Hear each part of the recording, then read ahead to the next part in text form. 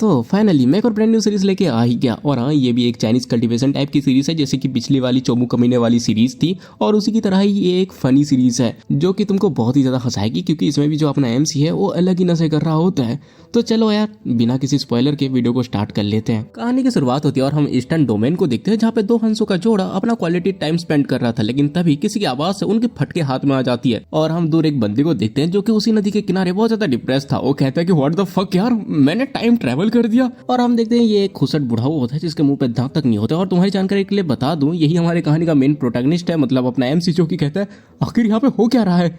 एक मिनट, मैं तो मैथ क्लास में झपकी मार रहा था और उसके बाद मुझे बस इतना ही याद है कि मैं यहाँ पे आ चुका हूँ। और जरा देखो मुझे, मेरी बॉडी को क्या हो चुका है। मैं 6.1 फीट का लौंडा जिसने आज तक किसी लड़की के साथ डेट नहीं किया, अपनी कॉलेज लाइफ एंजॉय करने ही वाला था कि मेरे साथ ये क्या हो गया। नहीं, मेरे साथ ऐसा नहीं हो सकता, मैं इसको एक्सेप्ट नहीं कर सकता, क्योंकि मैं टाइम ट्रैवल करके आया हूँ। इसका मतलब ये जो खुसट बुढ़ाऊ है ये जरूर कोई ना कोई मास्टर होगा। और उसके बाद ना वो अपनी याददाश्त में जोर लगाता है और उसे पता चलता है इस दुनिया को कहा जाता है कून लून रियलम, जो कि कल्टीवेशन पे बेस्ड है। और यहाँ के जो कल्टीवेशन है उसको बहुत सारे रैंक्स में डिवाइड किया गया है, जैसे कि qi, refinement, foundation, establishment, core formation, nascent soul, soul transformation, integration, great ascension, tribulation और ट्रू इमोटल। और अपना एमसी जिसके बॉडी पे है उसका नाम है जून लिन, जो कि एक बहुत ज्यादा जीनियस हुआ करता था और उसने बहुत ही ज्यादा यंग एज में ही कोर फॉर्मेशन स्टेज को हासिल कर ली थी। यहाँ तक कि ये बंदा ईस्टर्न रीजन के टॉप 6 सेक्ट में से एक सेक्ट जुआनतियान सेक्ट में मिस्टिक पिक मास्टर बन गया था।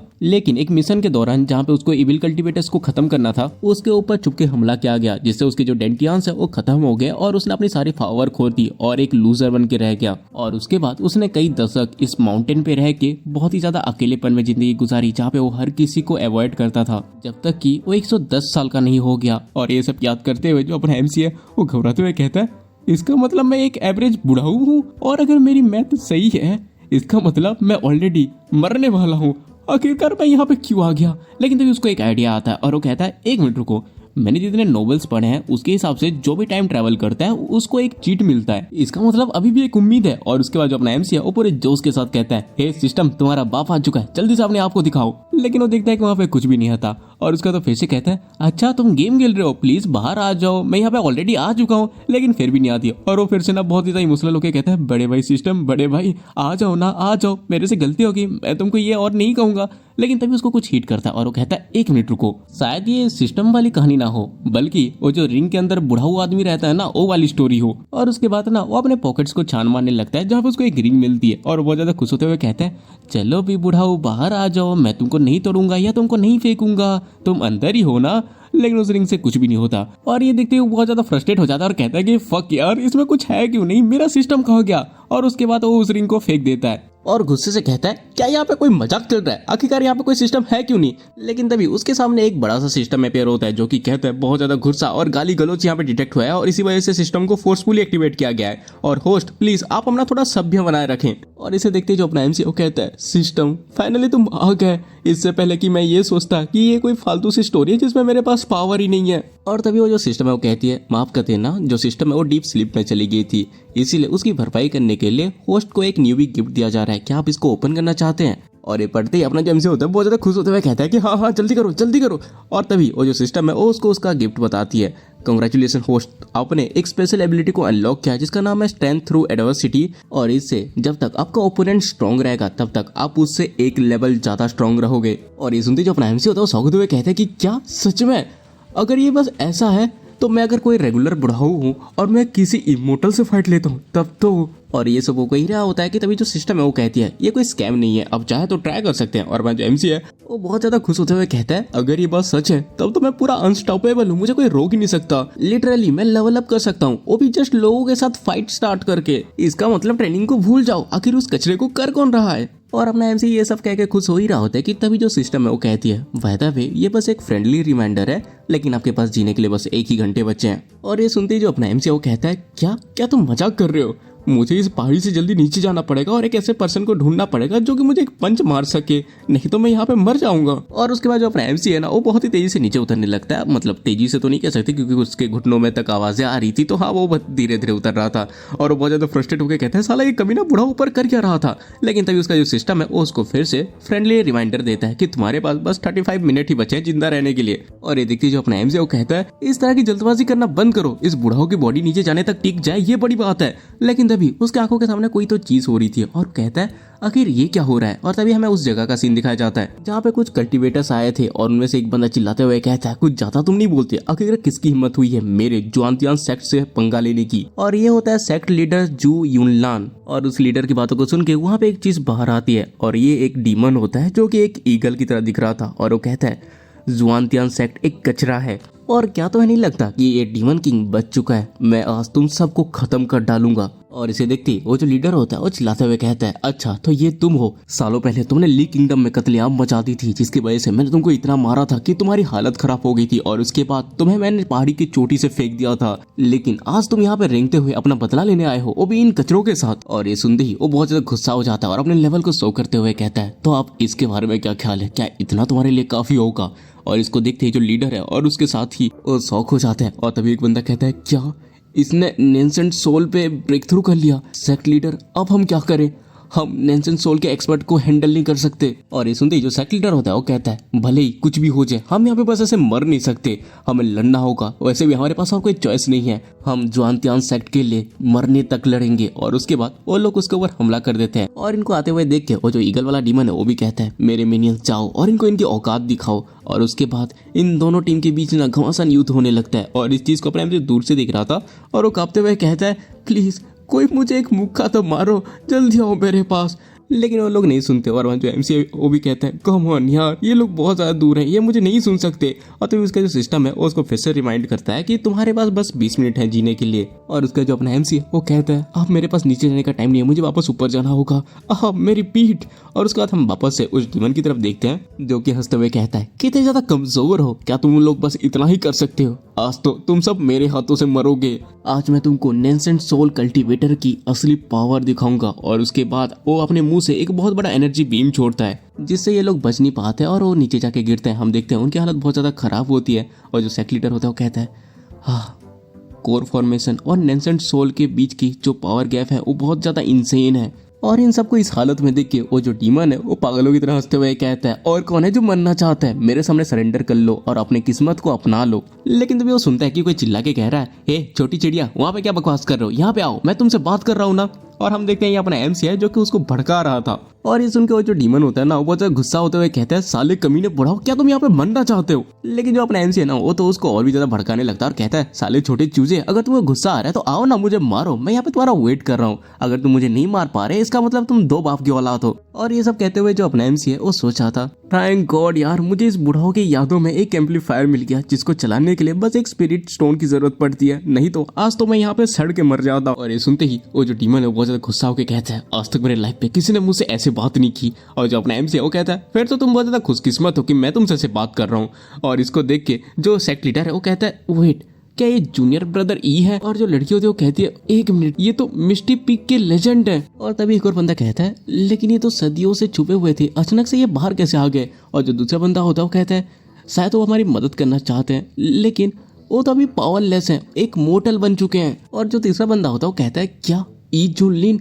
इस डीमन के साथ क्या बकवास कर रहे हैं, क्या वो मरना चाहते हैं। और हम इधर उस डीमन को भी देखते हैं जो कि उसको पहचान जाता है और कहते हैं अच्छा तो तुम पहले के वो लूजर हो।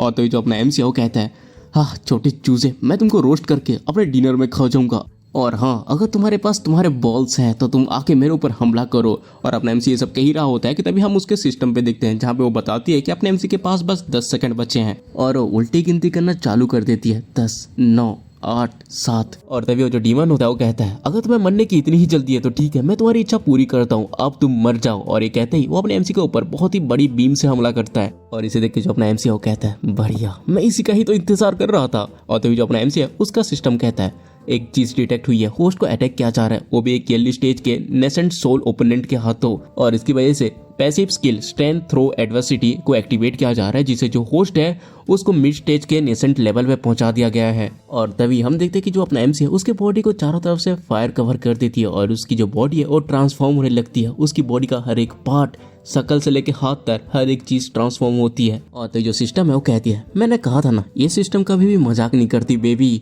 और तभी जो अपना एमसी है उसके सामने एक बहुत बड़ी शील्ड हो जाती है जो कि उसके बीम को रोकती है। और इसको देख के वो जो डीमन है वो भी बहुत ज्यादा शॉक हो जाता है और कहता है, मुझे ऐसा फील हो रहा है जैसे कि मैंने किसी गॉड टायर के वाइब को अनलॉक कर दिया है। और इस तरह की पावर को देख के जो सेक्ट लीडर और उसके साथी होते हैं ना वो लोग पूरा शॉक होते हैं। और जो सेक्ट लीडर होता है वो कहता है, आखिर यहाँ पे हो क्या रहा है। और जो लड़की है वो भी कहती है कि इस तरह की इंसेन पावर है, आखिर इसके पीछे है कौन। और हम तभी अपने एमसी को देखते हैं जो कि बाबा से गबरू जवान बन गया था और वो कहता है, अच्छा तो नेसेंट लेवल की पावर ऐसी महसूस होती है, इसमें कोई शक नहीं है कि आखिरकार ये मार्शल वर्ल्ड पे टॉप टायर का क्यों है। और तभी वो जो डीमन है ना वो अपने एमसी की पावर को देख के घबराते हुए कहता है, तुम भी नेसेंट सोल स्टेज में हो। और ये कहते हुए वो सोच रहा था, और ये तो मुझसे स्ट्रॉन्ग भी है। और हम इधर बाकी लोगों को देखते हैं जो कि बहुत ज्यादा शौक होते हुए कहते हैं, इम्पॉसिबल, जूनियर ब्रदर ई नेसेंट सोल एक्सपर्ट है। मतलब इतने सालों तक इन्होंने हमें चूतिया बनाया जबकि ये छुप के नेसेंट लेवल में कल्टीवेट कर रहे थे और हमें ऐसे दिखा रहे थे जैसे कि वो एक पावरलेस बुढ़ाऊ बन चुके हैं, उनके पास अब कोई भी पावर नहीं रही। सच में ब्रदर ई एक डेविल है। और वो जो लड़की है वो भी कहती है, जूनियर ब्रदर ई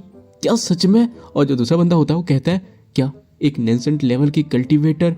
इस पूरे वेस्टलैंड में मुट्ठी भरी कुछ ऐसे लोग हैं और हमारे सेक्ट के पास भी एक नेसेंट सोल लेवल का कल्टीवेटर है। सच में ये बहुत ज्यादा इंसेन है। और ये लोग ये बात कर ही रहे होते हैं कि तभी हम उस डीमन को देखते हैं जिसकी कि पूरी तरह से फट चुकी थी अपने एमसी को देख के। और वो कहता है, देखो देखो यार, अभी जो भी हुआ ना ये सब एक गलत फहमी थी और इसीलिए हम लोग ये सब कुछ सुलटा लेते हैं ना, और शायद किसी दिन मैं तुम्हारे सेक्ट में चाय पानी पीने के लिए आऊं। और ये सुनते ही जो अपना एमसी है वो कहता है, क्या गलत फहमी, तुमने मेरे सेक्ट के फाउंडेशन को खत्म कर दिया, तुमने मेरे भाइयों को मरवा दिया और अब तुम ये कह रहे हो कि ये बस एक गलतफहमी थी। और अपना एमसी ये सब कह ही रहा होता है कि तभी उसकी जो सिस्टम है उसको कहते हैं, कांग्रेचुलेशन होस्ट, तुमने पहला जो कल्टीवेशन लेवल है उसको अनलॉक कर लिया और उसकी वजह से तुम्हारा ये रहा रैंडम रिवॉर्ड जो है the great desolation impressing heaven finger. और ये पढ़ के जो अपना एमसी है वो कहता है, ये तो किसी फैंसी डायलॉग जैसा है। और उसके बाद उस डीमन से कहता है, अच्छा क्या होगा अगर मैं तुम्हारे क्लैन को खत्म कर दूं और तुम्हारी फैमिली को मार डालूं और कहूं, उप्स मेरी गलती है, तो क्या इसमें तुम मुझे जाने दोगे? नहीं ना। लेकिन इतना सुनते ही वो जो डीमन है वो बहुत ज्यादा गुस्सा हो जाता है और कहता है, अच्छी बात है, तुम्हारी जो कल्टीवेशन है वो मेरे से बस थोड़ा सा ही बेटर है, हमारे बीच ज्यादा गैप नहीं है, तो क्या तुम सच में चीजों को यहाँ पे लाना चाहते हो? और तो जो अपना एमसी है वो एक डायलॉग चिपता है कि मैं लोगों को तब तक उंगली नहीं करता जब तक लोग मुझे उंगली नहीं करते, और एक बार किसी बंदे ने मुझे उंगली की तो मैं अपने आप को होल्ड बैक नहीं करता। और हम ये भी तो नहीं भूल सकते कि तुम्हारे जैसे घटिया कचरे ने ना जाने कितने इंसानों को मारा होगा, इसलिए तुम मौत से भी बदतर कोई चीज डिजर्व करते हो। और ये सुनते हुए जो डीमन है वो गुस्से से कहता है, अच्छा ऐसी बात है, तुम इंसानों ने मुझे और कोई चॉइस नहीं छोड़ा तुम्हें मारने के लिए, अगर मुझे अपना कोर भी जलाना पड़े तब भी मैं जलाने को तैयार हूँ। और तभी जो अपना एमसी है वो भी अपने हाथ को ऊपर करते हुए कहता है, जैसी तुम्हारी मर्जी। और जैसे ही वो हाथ ऊपर करता है वैसे आसमान से एक बहुत बड़ी उंगली नीचे आने लगती है और ये होती है flow of the four heavens technique. और इसे देख के वो जो डीमन है उसकी फट जाती है। वो देखता है कि इतना बड़ा उंगली उसके पास आ रहा है उसे कुचलने के लिए, और उसकी इतनी फट जाती है कि वो कहता है, अरे भाई भाई प्लीज तुम मेरी बीवी ले लो, मेरे क्लैन को ले लो, लेकिन मुझे जिंदा छोड़ दो, मैं अभी अभी ही नेसेंट सोल में पहुंचा हूं, इसलिए मैं इतना जल्दी नहीं मरना चाहता, मैं रेडी नहीं हूँ। लेकिन जो अपना एमसी है वो कुछ भी नहीं सुनता और उसको कुचल देता है। लिटरली उस बंदे के चीथड़े उड़ जाते हैं और इसे देख के उसके जितने भी मिनियंस होते हैं ना उनकी भी फट जाती है और वो भी कहते हैं कि चलो भागो यहाँ से, अपनी जान बचा के भागो, किंग मर चुके हैं। और वो लोग भाग जाते हैं। और इसे देख के जो अपना एमसी वो कहता है, अच्छा भागना चाहते हो लेकिन मेरे देखते नहीं भाग सकते। और उसके बाद वो आसमान में एक बहुत बड़ा हाथ निकालता है और उन सबको मार देता है। और उसके बाद वो सीधे सेक्ट लीडर के पास जाके कहता है, वेल आपसे ये जो छोटे चूजे हैं वो हमारे सेक्ट के ऊपर बिल्कुल भी हमला नहीं करेंगे। और जो सेक्ट मास्टर होता है वो ग्रीट करते हुए कहता है, जूनियर ब्रदर इस बार ये सारा थैंक्स आपको जाता है और मैं आपको पहले के लिए माफी मांगता हूँ, क्योंकि मुझे लगा था कि आपकी सारी की सारी कल्टीवेशन खत्म हो चुकी है और आप एक यूजलेस हो चुके हो,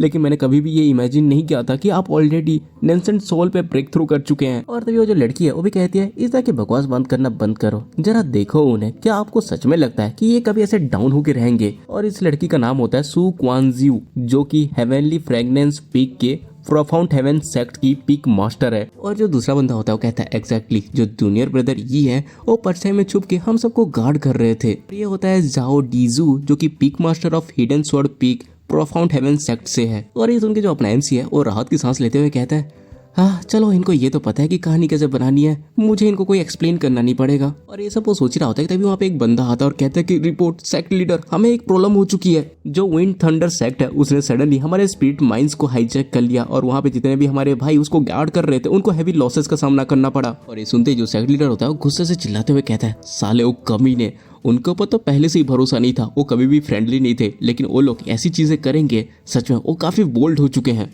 बिना स्पिरिट माइंड्स के हमारी जो कल्टीवेशन है वो डेड हो जाएगी और वो लोग इसे इसीलिए कट कर रहे हैं ताकि हम लोग अपने घुटनों में आ जाएं। और उसके बाद तो अपने एमसी से कहता है, जूनियर ब्रदर ई, मैं हमारे डिसाइपल्स को रिक्लेम करवाने जा रहा हूँ, क्या आप आओगे? और ये सुनते ही जो अपना एमसी है वो भी सोच रहा था, क्या विंड थंडर सेक्ट, ये तो प्रोविडेंस के 6 बड़े कुत्तों में से एक है, ये लोग पहले भी लड़ चुके हैं लेकिन ऐसा पहले कभी नहीं हुआ, अभी ये लोग अटैक कर रहे हैं तो साफ साफ दिखाई दे रहा है कि ये लोग डीमन क्लैन का फायदा उठा के हमें नीचे गिराना चाहते हैं, साले कमीने लोग। और अपना एमसी ये सब सोच ही रहा होता है कि तभी उसके सिस्टम पे एक मैसेज आता है कि उसको न्यू साइन इन क्वेस्ट मिला है, जिसमें उसको ना जो थंडर सेक्ट है उसके अंदर साइन इन करना है, जिससे उसको एक ऐसा रिवॉर्ड मिलेगा जिसके बारे में उसने इमेजिन भी नहीं किया होगा। और ये देखे जो अपना एमसी है वो भी कहता है कि क्या एक और क्वेस्ट, लेकिन कोई बात नहीं, मुझे चलेगा, वैसे भी मैं जितना ज्यादा फाइट करूंगा उतना ज्यादा मैं स्ट्रांग बनूंगा, लगता है उनके घर पे जाके मिलने का टाइम आ चुका है। उसके बाद तो सेक्ट लीडर से कहता है, तुम लोग अपने सामान को संभाल लो, मैं जाता हूँ सीधा विंड थंडर सेक्ट में और उनको जड़ से मिटा के आता हूँ। और ये सुनते जो सेक्ट लीडर होता है वो कहता है, ठीक है ब्रदर, आप तो बहुत ज्यादा सैवेज निकले। और उसके बाद जो अपना एमसी है वो कहता है, ठीक है ये सब मुझ पे छोड़ दो और मैं निकलता हूँ। और उसका अपना एमसी पूरी तेजी से वहां से निकलने लगता है। और इसको देख के जो सेक्ट लीडर होता है वो कहता है, मुझे याद नहीं आ रहा कि आखिरी बार हमारा सेक्ट इतना बैडस कब था। और जो दूसरा बंदा होता है वो कहता है, सेक्ट लीडर वैसे कभी नहीं था। और ये सुनते जो सेक्ट लीडर होता है वो कहता है, मैं बस उम्मीद करता हूँ कि जूनियर ब्रदर ई के वजह से हम टॉप 6 सेक्ट के अंदर अपनी जगह बना सके। और उसके बाद हमारा सीन कट होता है और हम विंड थंडर सेक्ट की तरफ देखते हैं, जहाँ पे एक बंदा कहता है, किसने सोचा था कि ये इतना ज्यादा स्मूथली निकल जाएगा, डीमन किंग को वहाँ पे लेके जाना और उसके बाद पीठ पीछे से उनके सारे स्पिरिट वाइन्स को चुरा लेना, ये कितना ज्यादा आसान था। और जो दूसरा बंदा होता है वो कहता है, हाँ इस तरह से तो हम टॉप सेक्ट बन जाएंगे, हालांकि क्या तुमको लगता है कि जो डीमन किंग है वो हमारे ऊपर भी अटैक कर सकता है? और जो तीसरा बंदा होता है वो कहता है, क्या तुम्हें डर लग रहा है? क्या तुमने वो बात नहीं सुनी कि फेदर रेड इमोर्टल सेक्ट से एक बंदा यहाँ पे आने वाला है और उसके यहाँ पे आने से विंड थंडर सेक्ट पे कोई भी चीज गलत नहीं होगी। और उसके बाद हम एक बंदे को देखते हैं जिसका नाम होता है चैन यूनहाई, जो कि विंड थंडर सेक्ट का सेक्ट मास्टर होता है। और वो कहता है, एल्डर मो, मैंने सुना है कि मेरा लड़का चैन जाओ फेदर रेड इमोर्टल सेक्ट में धमाका कर रहा है, कहते हैं कि उसने किसी बड़े वेनरेबल के अंडर ट्रेनिंग ली है, क्या ये सच है? और ये सुनते ही जो एल्डर मो है वो कहता है, सेक्ट मास्टर चैन, मैंने क्वीन प्रोविडेंस तक ट्रैवल किया, वो भी बस इस न्यूज को डिलीवर करने के लिए। तुम्हारा बेटा ग्रेट सन वेनरेबल से टॉप लेवल की टेक्निक सीख रहा है, वो लड़का एक दिन लेजेंड बनेगा। और ये सुनते ही जो सेक्ट मास्टर चैन है वो कहता है, फैंटास्टिक, इसका मतलब मेरा जो बेटा है उसके पास इमोर्टल बनने की पोटेंशियल है। और जो दूसरा बंदा होता है वो कहता है, आपको बधाई हो सेक्ट मास्टर। और तभी जो एल्डर मो है ना वो एक डब्बा जैसा उसको देता और कहता है, ये एक अपर ग्रेड का नेंसेंट सोल पिल है जो कि तुम्हारे बेटे ने तुम्हें प्रेजेंट के तौर पे भेजा है सेक्ट मास्टर चैन। और ये सुनते ही जो सेक्ट मास्टर चैन है ना वो बहुत ज्यादा शौक होते हुए कहता है कि क्या नेंसेंट सोल लेवल की पिल। और उसके बाद वो हंसते हुए बाकी सब लोगों से कहता है, देखा मेरा बेटा हमेशा मेरे बारे में सोचता है। और उसके बाद तो एल्डर मो से कहता है, एल्डर मो और डीमन किंग का क्या होगा? और जो एल्डर मो है वो कहता है, डीमन किंग को तुम मेरे ऊपर छोड़ दो, मैं उसे संभाल लूंगा। और ये सुनते ही जो लीडर चैन होता है वो खुश होते हुए कहता है, आपका थैंक्स एल्डर मो, अगर आपने उस डीमन किंग के लेवल का पता नहीं लगाया होता तो आज हम ये सारे रिसोर्सेज को चुरा नहीं पाते। लेकिन वो इतना कह ही रहा होता है कि तभी उस जगह को तोड़ते हुए कोई आता और इसको देख के लोग कहते हैं कि यहाँ पे कोई आ गया है। और तभी हम देखते हैं वहां पे अपना एमसी आया था जो कि कहता है, अच्छा तो ये है विंड थंडर सेक्ट। और तभी इसको देखे जो लीडर चैन होता है वो कहता है, आखिरकार किसकी हिम्मत हुई हमारे हॉल को तोड़ के यहाँ पे आने की, क्या वो जिंदा रहने से थक चुका है? लेकिन तभी जो अपना एमसी है वो हंसते हुए कहता है, मेरा नाम ई जून लिन है और मैं यहाँ पे तुम्हारे इस जगह को बर्बाद करने आया हूँ। और अपने एमसी को देख के वहाँ पे जितने भी लोग होते हैं वो शौक होते हुए कहता है, ये हो रहा तो नेंसेंट लेवल का है। और तभी जो अपना एमसी का सिस्टम होता है ना वो कहता है, कांग्रेचुलेशन होस्ट, तुमने अभी ह्यूमन किंग सील और ग्रेट वाइट आर्ट को अनलॉक किया है। और ये देखते जो अपना एमसी वो कहता है, बढ़िया बात, मेरे पास खेलने के लिए और भी खिलौने आ गए। और उसके बाद हम सेक्ट लीडर चैन को देखते हैं जो कि अपने एमसी को देख के सोच रहा था, नेंसेंट सोल कल्टीवेटर, आखिरकार हमें ऐसे लोग क्यों मिलते हैं? लेकिन रुको जरा, ई जून लिन, ये नाम थोड़ा फेमिलियर सुनाई दे रहा है। और उसके बाद वो पूछता है, ऑनर डाओइस्ट, आखिर तुम हमारे सेक्ट में क्यों आए हो? लेकिन ये जो अपने एमसी वो कहता है, यहाँ पे डम बनने की एक्टिंग मत करो, तुमने सुना ना, मैं हूँ ई जून लिन जो कि पीक मास्टर है मिस्टिक पीक का, वो भी प्रोफाउंड हेवन सेक्ट से। तुमने डीमन किंग के साथ टीम अप करके हमारे ऊपर हमला किया था और इसीलिए अभी तुम्हारे विंड थंडर सेक्ट को मैप से गायब करने का टाइम आ चुका है। और तो जो लीडर चैन होता है वो शौक होते हुए कहता है, ई जून लिन, क्या उसने अपनी कल्टीवेशन नहीं खो दिया था?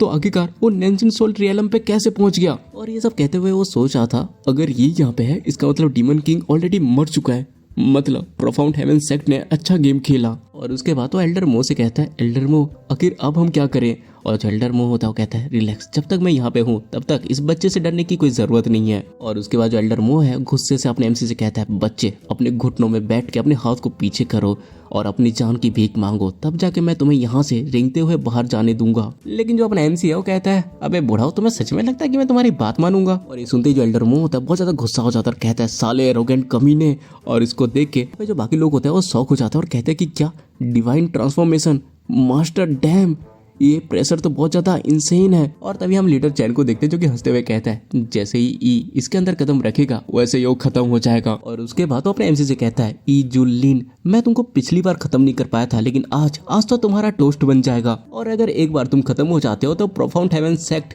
बहुत ज्यादा इजी टारगेट बन जाएगा। लेकिन इधर हम अपने एमसी को देखते हैं जो कि एक डेविल से स्माइल देते हुए कहता है, अच्छा डिवाइन ट्रांसफॉर्मेशन, हाँ अब मजा आने वाला है। और अपना एमसी ये सब कह ही रहा होता है कि मीनवाइल हम प्रोफाउंड हेवन सेक्ट के स्पिरिचुअल वाइन्स की तरफ देखते हैं, जहाँ पे जो सेक्ट लीडर होता है वो बहुत ज्यादा शौक होते हुए कहता है, क्या फेदर रेड इमोर्टल सेक्ट का जो एल्डर है वो विंड थंडर सेक्ट में है? और तभी उसके सामने एक विंड थंडर सेक्ट का एक बंदा ना बहुत ज्यादा घायल होकर बैठा था, लेकिन वो हंसते हुए कहता है, तो मैं सच में लगता है कि अगर हमारे साथ वो वाला सेक्ट नहीं होता तो हम इस डीमन किंग के साथ मिलके तुम्हारे यहाँ पे हमला कर पाते। और वो एल्डर हमारे विंड थंडर सेक्ट में इसलिए आए क्योंकि हमारे जो यंग सेक्ट मास्टर है उन्होंने फेदर रेड इमोर्टल सेक्ट को सालों पहले ज्वाइन किया था और उनका जो टैलेंट है उसकी वजह से हमें ये ग्रेट फेवर मिला। और मुझे ये नहीं पता कि आखिरकार तुम उस बीस्ट से कैसे बच गए, लेकिन मैं तुमको एक एडवाइस देता हूँ, जब तक तुम जिंदा हो तुम पीछे हट जाओ, और अगर तुम्हारे अंदर दिमाग है तो तुम हमारे विंड थंडर सेक्ट के स्लेव बन के रहोगे। लेकिन जो सेक्ट लीडर होता है उसको मारते हुए कहते हैं, हमारे पास बर्बाद करने के लिए टाइम नहीं है, हमें जल्दी से जाके मास्टर ई को विंड थंडर सेक्ट से रेस्क्यू करना होगा। और उसके बाद वो अपने एमसी को बचाने जाता है, लेकिन जो सू होती है वो कहती है, शायद जो मास्टर ई है वो फेदर रेड इमोर्टल सेक्ट के अगेंस्ट खड़े हो सके। लेकिन जो जाओ होता है वो कहता है, नहीं ये इम्पॉसिबल है, जो एल्डर है वो डिवाइन ट्रांसफॉर्मेशन स्टेज में है और एक नेसेंट सोल कल्टीवेटर उसको फेस करना एक ऐसा है जैसे कि एक चींटी एक बग्गी को रोकने की कोशिश कर रही है। और उसके बाद हम सेक्ट लीडर को देखते जो कहता है, इवन मुझे अपनी लाइफ ही क्यों ना देनी पड़े, मैं फेदर रेड मोटल सेक्ट के उस एल्डर से भीख मांगूंगा पिग मास्टर ई को छोड़ने के लिए, क्योंकि पिग मास्टर ही हमारे प्रोफाउंड हेवन सेक्ट की आखिरी उम्मीद है। और उसके बाद हमारा सीन वापस अपने एमसी की तरफ शिफ्ट होता है, जहाँ पे जो अपना एमसी है वो डेविल की तरह हंस रहा था। और इसको देख के जो सेक्ट लीडर चैन होता है वो कहता है, देखो जरा मौत के कगार पे है फिर भी हंस रहा है, लगता है ये जो बच्चा है ये एल्डर मू के डिवाइन ट्रांसफॉर्मेशन को देख के डर चुका है, उनकी ऑरा इससे संभाली नहीं जा रही इसलिए ये पागल हो गया है। और तभी जो एल्डर मू है वो कहता है, तुम्हारे से घटिया सा छोटा सा कल्टीवेटर हिम्मत कर है मेरे सामने खड़े होने की, तुम्हारा ये जो प्रोफाउंड हेवन सेक्ट है वो मेरे लिए एक छोटा सा चींटी का घटिया घर है, और हमारे फेदर रेड इमोर्टल सेक्ट के लिए ये किसी धूल जैसा है जो बस अपने आप को उड़ाए जाने का इंतजार कर रहा है। और रही बात तुम्हारी, तुम तो मेरे पैरों के नीचे के घास के भी बराबर नहीं हो, लेकिन क्योंकि तुमने मुझे बहुत ज्यादा गुस्सा दिला दिया इसलिए इवन अगर तुम अपने घुटनों में बैठ के भी मुझसे भीख मांगते हो ना, तभी मैं ये इंश्योर करूंगा कि तुम्हारा जो प्रोफाउंड हेवन सेक्ट है उसको मैं जड़ से मिटा दूं।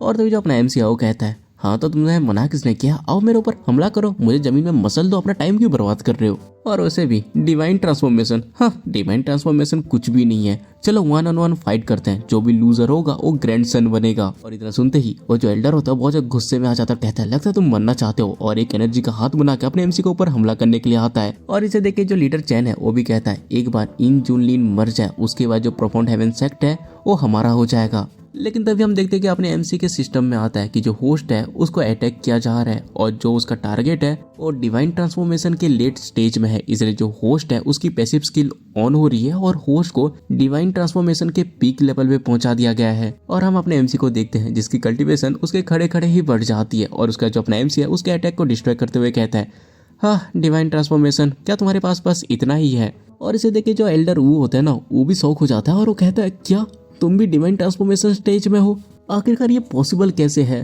प्रोफाउंड हेवन सेक्ट जैसे बिछड़े सेक्ट के पास डिवाइन ट्रांसफॉर्मेशन का एक कल्टीवेटर है। प्रोफाउंड हेवन सेक्ट ने अब तक इस तरह के कल्टीवेटर को छुपा के रखा था और इन लोगों को ये समझ नहीं आ रहा था कि आखिरकार इस तरह के कंट्री साइड के वेस्टलैंड में इस तरह का कल्टीवेटर कैसे पॉसिबल है। और तभी एक बंदा कहता है, ये बच्चा अभी तो ज्यादा यंग है, लेकिन आखिर ये इस स्टेज में कैसे पहुंच गया, ये तो इम्पॉसिबल है। और उसके बाद हम लीडर चैन को देखते हैं जो एल्डर मू को घबराते हुए कहता है, एल्डर मू अब हम क्या करें, आपको विंड थंडर सेक्ट को बचाना होगा। लेकिन जो एल्डर मू है वो कहता है, शांत रहो, याद रखो कि मैं क्वीन प्रोविडेंस के फेदर रेड इमोर्टल सेक्ट से हूँ, मेरी टेक्निक्स उसके सोच से भी बाहर हैं। लेकिन इतना सुनते ही जो अपना एमसी है उसको मिडिल फिंगर दिखाते हुए कहता है, ओए बुढ़ा, तुम्हें क्या लगता है कि तुम्हारी जो टेक्निक्स हैं वो मुझसे बेटर है। लेकिन इतना सुनते ही जो एल्डर मुंह है बहुत ज्यादा गुस्सा हो जाता है और कहता है, बहुत होगी तुम्हारी बकवास, तुम्हारे छोटे से सेक्ट के टेक्निक हमारे फेदर रेड इमोर्टल सेक्ट के ट्रेजर के सामने कुछ भी नहीं है। इसीलिए अब मैं तुमको दिखाऊंगा टॉप टायर अर्थ ग्रेड का टेक्निक, त्याई, अजूरा वुड, पाम। और इतना कहते ही बहुत सारे स्पिरिचुअल हैंड्स अपने एमसी की तरफ बढ़ने लगते हैं। और इसको देख के वहाँ जितने भी लोग थे वो बात कर रहे थे, जैसा कि एक्सपेक्ट किया था फेदर रेड इमोर्टल सेक्ट से वो सीधे अर्थ ग्रेड टेक्निक तक पहुंच गए। और हम तभी एल्डर रू को देखते हैं जो कि पागलों की तरह हंसते हुए कहता है, बच्चे, तुम्हारे जैसे पिछड़े सेक्ट के कल्टीवेटर के लिए मेरे हाथों से मरना एक ऑनर की बात है। सुनते ही जो अपना एमसी कहता है, बस ऐसे छोटे मोटे ट्रिक्स को मेरे सामने दिखावा करने की तुम्हारी हिम्मत कैसे हुई। और उसके बाद वो कहता है, ह्यूमन किंग सील। और उसके इतना कहते ही जमीन को फाड़ते हुए एक हाथ निकलती है और धीरे धीरे करके वहाँ पे एक बहुत बड़ी सी स्पिरिचुअल बॉडी आ जाती है। और ये देखते ही जो लीडर चैन है वो पूरा शौक हो जाता है और कहता है, आखिरकार ये क्या है और ये कौन सी ग्रेड की टेक्निक है, हेवन ग्रेड, सोवरिंग ग्रेड? नहीं, ये तो उससे भी ऊपर लेवल का है। तो जो अपना एमसी है वो कहता है, ए सील दी इल्यूमिनेट दी हेवन। और इतना कहते ही वो जो बड़ी सी स्पिरिचुअल बॉडी होती है वो एल्डर मू के ऊपर हमला करती है। और इसको देख के जो एल्डर मू है उसकी लिटरली फट जाती है और वो पागलों की तरह मल्टीपल अटैक्स करने लगता है उसके ऊपर, लेकिन वो फिर भी नहीं रुकता। और जो एल्डर मू है वो कहता है, प्लीज रुक जाओ, फेदर रेड इमोर्टल सेक्ट के नाम पे मुझे छोड़ दो। लेकिन जो अपना एमसी वो कहता है, अच्छा फेदर रेड इमोर्टल सेक्ट, मैं देखो यार किसी को पहले प्रवोक नहीं करता, लेकिन अगर कोई मेरे को प्रवोक कर रहा है तो मैं उसको मार देता हूँ, और फिर भी अगर वो हिम्मत करता है तो मैं उसे डिस्ट्रॉय कर दूंगा। लेकिन तभी जो एल्डर मुंह होता है वो कहता है, अगर तुमने मुझे मार दिया तो तुम्हारा सेक्ट भी नहीं बचेगा, तुम्हारे सेक्ट के ऊपर भी हमले होंगे। लेकिन जो अपना एमसी वो कहता है, तुम अपने मौत के कगार पे खड़े हो, लेकिन फिर भी तुम मुझे भाषण दे रहे हो, अब तुम मर जाओ। और इतना कहते ही वो एल्डर मुंह को मार देता है। और हम तभी लीडर चैन को देखते हैं जिसकी फट चुकी होती है और वो कहता है, डिवाइन लॉर्ड ई, ये सब एक गलत फहमी थी, विंड थंडर सेक्ट आपके सामने सरेंडर कर रहे हैं, हम आपको सर्व करेंगे। और इस तरह से इसको देख के जो बाकी सेक्ट के मेंबर्स होते हैं वो भी अपने सर झुका के कहते हैं, हाँ हाँ हाँ, हम लोग आपको फॉलो करेंगे, हम आपके लॉयल कुत्ते बन के रहेंगे। लेकिन जो अपना एमसी वो कहता है, तुम्हें क्या लगता है तुम मेरे कुत्ते बनने के लायक भी हो? और तभी जो लीडर चैन होता है वो कहता है, डिवाइन लॉर्ड, मेरा बेटा चैन चाहो इमोर्टल बनने का तकदीर रखता है, अभी वो फेदर हेड इमोर्टल सेक्ट के एक एल्डर का पर्सनल डिसाइवर बना हुआ है, तो क्या आप सच में उस जैसे किसी इंसान से दुश्मनी लेना चाहेंगे? आप अपने ऊपर इस तरह के खतरे को क्यों ला रहे हैं? और ये सुनते ही जो अपना एमसी होता है वो कहता है, क्या इमोर्टल बनने की तकदीर? हाँ, परफेक्ट टाइमिंग, मैं तुमको क्लियर कर देता हूँ, अगर कोई मुझे प्रवोक करेगा तो मैं उन सबको डिस्ट्रॉय कर दूंगा। और तुम्हारे विंड थंडर सेक्ट ने सबसे पहले हमारे प्रोफाउंड हेवन सेक्ट के ऊपर हमला किया था, और जैसे कि मैंने बताया है अब से तुम बिल्कुल भी एग्जिस्ट नहीं करोगे। और उसका जो अपना एमसी है वो अपने उसी बॉडी से उन सबके ऊपर हमला करता है और विंड थंडर सेक्ट को डिस्ट्रॉय कर देता है। लेकिन मरते मरते जो सेक्ट लीडर चैन है वो कहता है, आज की ये जो खून की बारिश है इसका बदला मेरा बेटा जरूर लेगा, और तुम्हें इसका 1000 गुना ज्यादा दर्द देगा, तुम बस इंतजार करो। लेकिन जो अपना एमसी है उनको डिस्ट्रॉय करने के बाद कहता है, हाँ हाँ, मैं तो इंतजार ही कर रहा हूँ तुम्हारे उस सो कॉल्ड इमोर्टल बेटे का, मैं बस देखना चाहता हूँ कि कब वो मेरे पास आएगा और अपने आप को मुझे ऑफर करेगा, जिससे मुझे एक्सपीरियंस पॉइंट मिलेंगे। लेकिन अभी जो अपना एमसी है कुछ देखता है और कहता है, क्या ये जू यूतियान है? और हम तभी देखते हैं ये अपना सेक्ट लीडर होता है जो कि कहता है, बढ़िया जूनियर ब्रदर ई, आप अभी तक जिंदा हो। और ये सुनते ही जो अपना एमसी है वो कहता है, और मुझे क्या हो सकता है, मैंने तो तुमको बोला था कि विंड थंडर सेक्ट को मैं देख लूंगा। लेकिन तभी जो सेक्ट लीडर होता है ना वो अपने एमसी के हाथ को पकड़ के वहां से ले जाने लगता है और कहता है, आप बहुत ही ज्यादा खुशकिस्मत हो, क्योंकि हमें खबर मिली है फेदर रेड इमोर्टल सेक्ट का एक एल्डर यहाँ पे पहुंचा है, लेकिन ऐसा लग रहा है कि उसने आपको मिस कर दिया और शायद आपको पता नहीं कि आप कितने बड़े खतरे से बाहर आए हो। लेकिन जो अपना एमसी है अपना हाथ छुड़ाते हुए कहता है, अच्छा वो एल्डर, उसको तो मैंने कब का पेल दिया। और ये सुनते ही वो शौक होते हुए कहता है, क्या आपने फेदर रेड इमोर्टल सेक्ट के एल्डर को मार दिया? लेकिन वो लोग तो डिवाइन ट्रांसफॉर्मेशन कल्टीवेटर है। और जो सू होती है वो कहती है, देखा मैंने कहा था ना, बिग मास्टर ई की स्ट्रेंथ अनपैरेलल है, वो किसी को भी हैंडल कर सकते हैं। लेकिन जो सेक्ट लीडर होता है वो कहता है, ये रियल नहीं हो सकता, जूनियर ब्रदर ई किसी भी डिवाइन ट्रांसफॉर्मेशन के कल्टीवेटर को डिफीट नहीं कर सकते। लेकिन जो अपना एमसी है वो उसके कंधे में हाथ रख के कहता है, वैसे मैं खुद डिवाइन ट्रांसफॉर्मेशन लेवल में पहुंच चुका हूँ, तो ये मेरे लिए आसान था, तो चलो ये बकवास बातें छोड़ के विंड थंडर सेक्ट के सारे रिसोर्सेज को लूट लेते हैं। और ये सुन के जो सेक्ट लीडर है वो कहता है कि ठीक है, लेकिन वो सोच रहा था जूनियर ब्रदर ई वो भी डिवाइन ट्रांसफॉर्मेशन लेवल पे मैं सच में इसमें भरोसा नहीं कर पा रहा। और ये सब वो सोच ही रहा होता है कि तभी जो जाओ होता है वो कहता है, सेक्ट मास्टर और पिक मास्टर ई, मैंने एक नेंसन सोल की पील को ढूंढा है, शायद ये फेदरहेड इमोर्टल सेक्ट से है। और इसे देख के जो अपना एमसी है वो इसे सेक्ट लीडर को देने के लिए कहता है और कहता है ये जो नेंसन सोल पील है वो सेक्ट लीडर की है, जितनी जल्दी ये अपना ब्रेक थ्रू करेगा उतना ही जल्दी जो प्रोफाउंड हेवन सेक्ट है वो स्ट्रांग बनेगा। और इस उनके जो सेक्ट लीडर है वो भी अपने एमसी को थैंक्स कहता है। लेकिन तभी जो अपने एमसी का सिस्टम है वो कहती है एक पोटेंशियल डिसाइपल 100 माइल रेडियस के अंदर डिटेक्ट हुआ है, शायद वो एक ट्रू इमोर्टल रैंक का डीमन सेक्ट मास्टर हो सकता है। होस्ट, क्या आप उसे रिक्रूट करना चाहेंगे? अगर आप सक्सेस हो जाते हो तो आपको आपके सोच से भी ज्यादा बड़ा इनाम मिलेगा। और ये देखिए जो अपना एमसी है वो बहुत ज्यादा खुश हो जाता है और सोच रहा था, अमेजिंग, एक और मिशन, और इस बार मुझे एक डिसाइपल को रिक्रूट करना है, वो भी true immortal rank demon sect का मास्टर। अगर मैंने ये कर दिखाया और अपने गोल्डन फिंगर का यूज किया तो मैं सीधे इमोर्टल बन सकता हूँ और फिर बस ये वेस्टलैंड ही नहीं बल्कि पूरा क्वीन प्रोफिडेंसी मेरे कब्जे में होगा।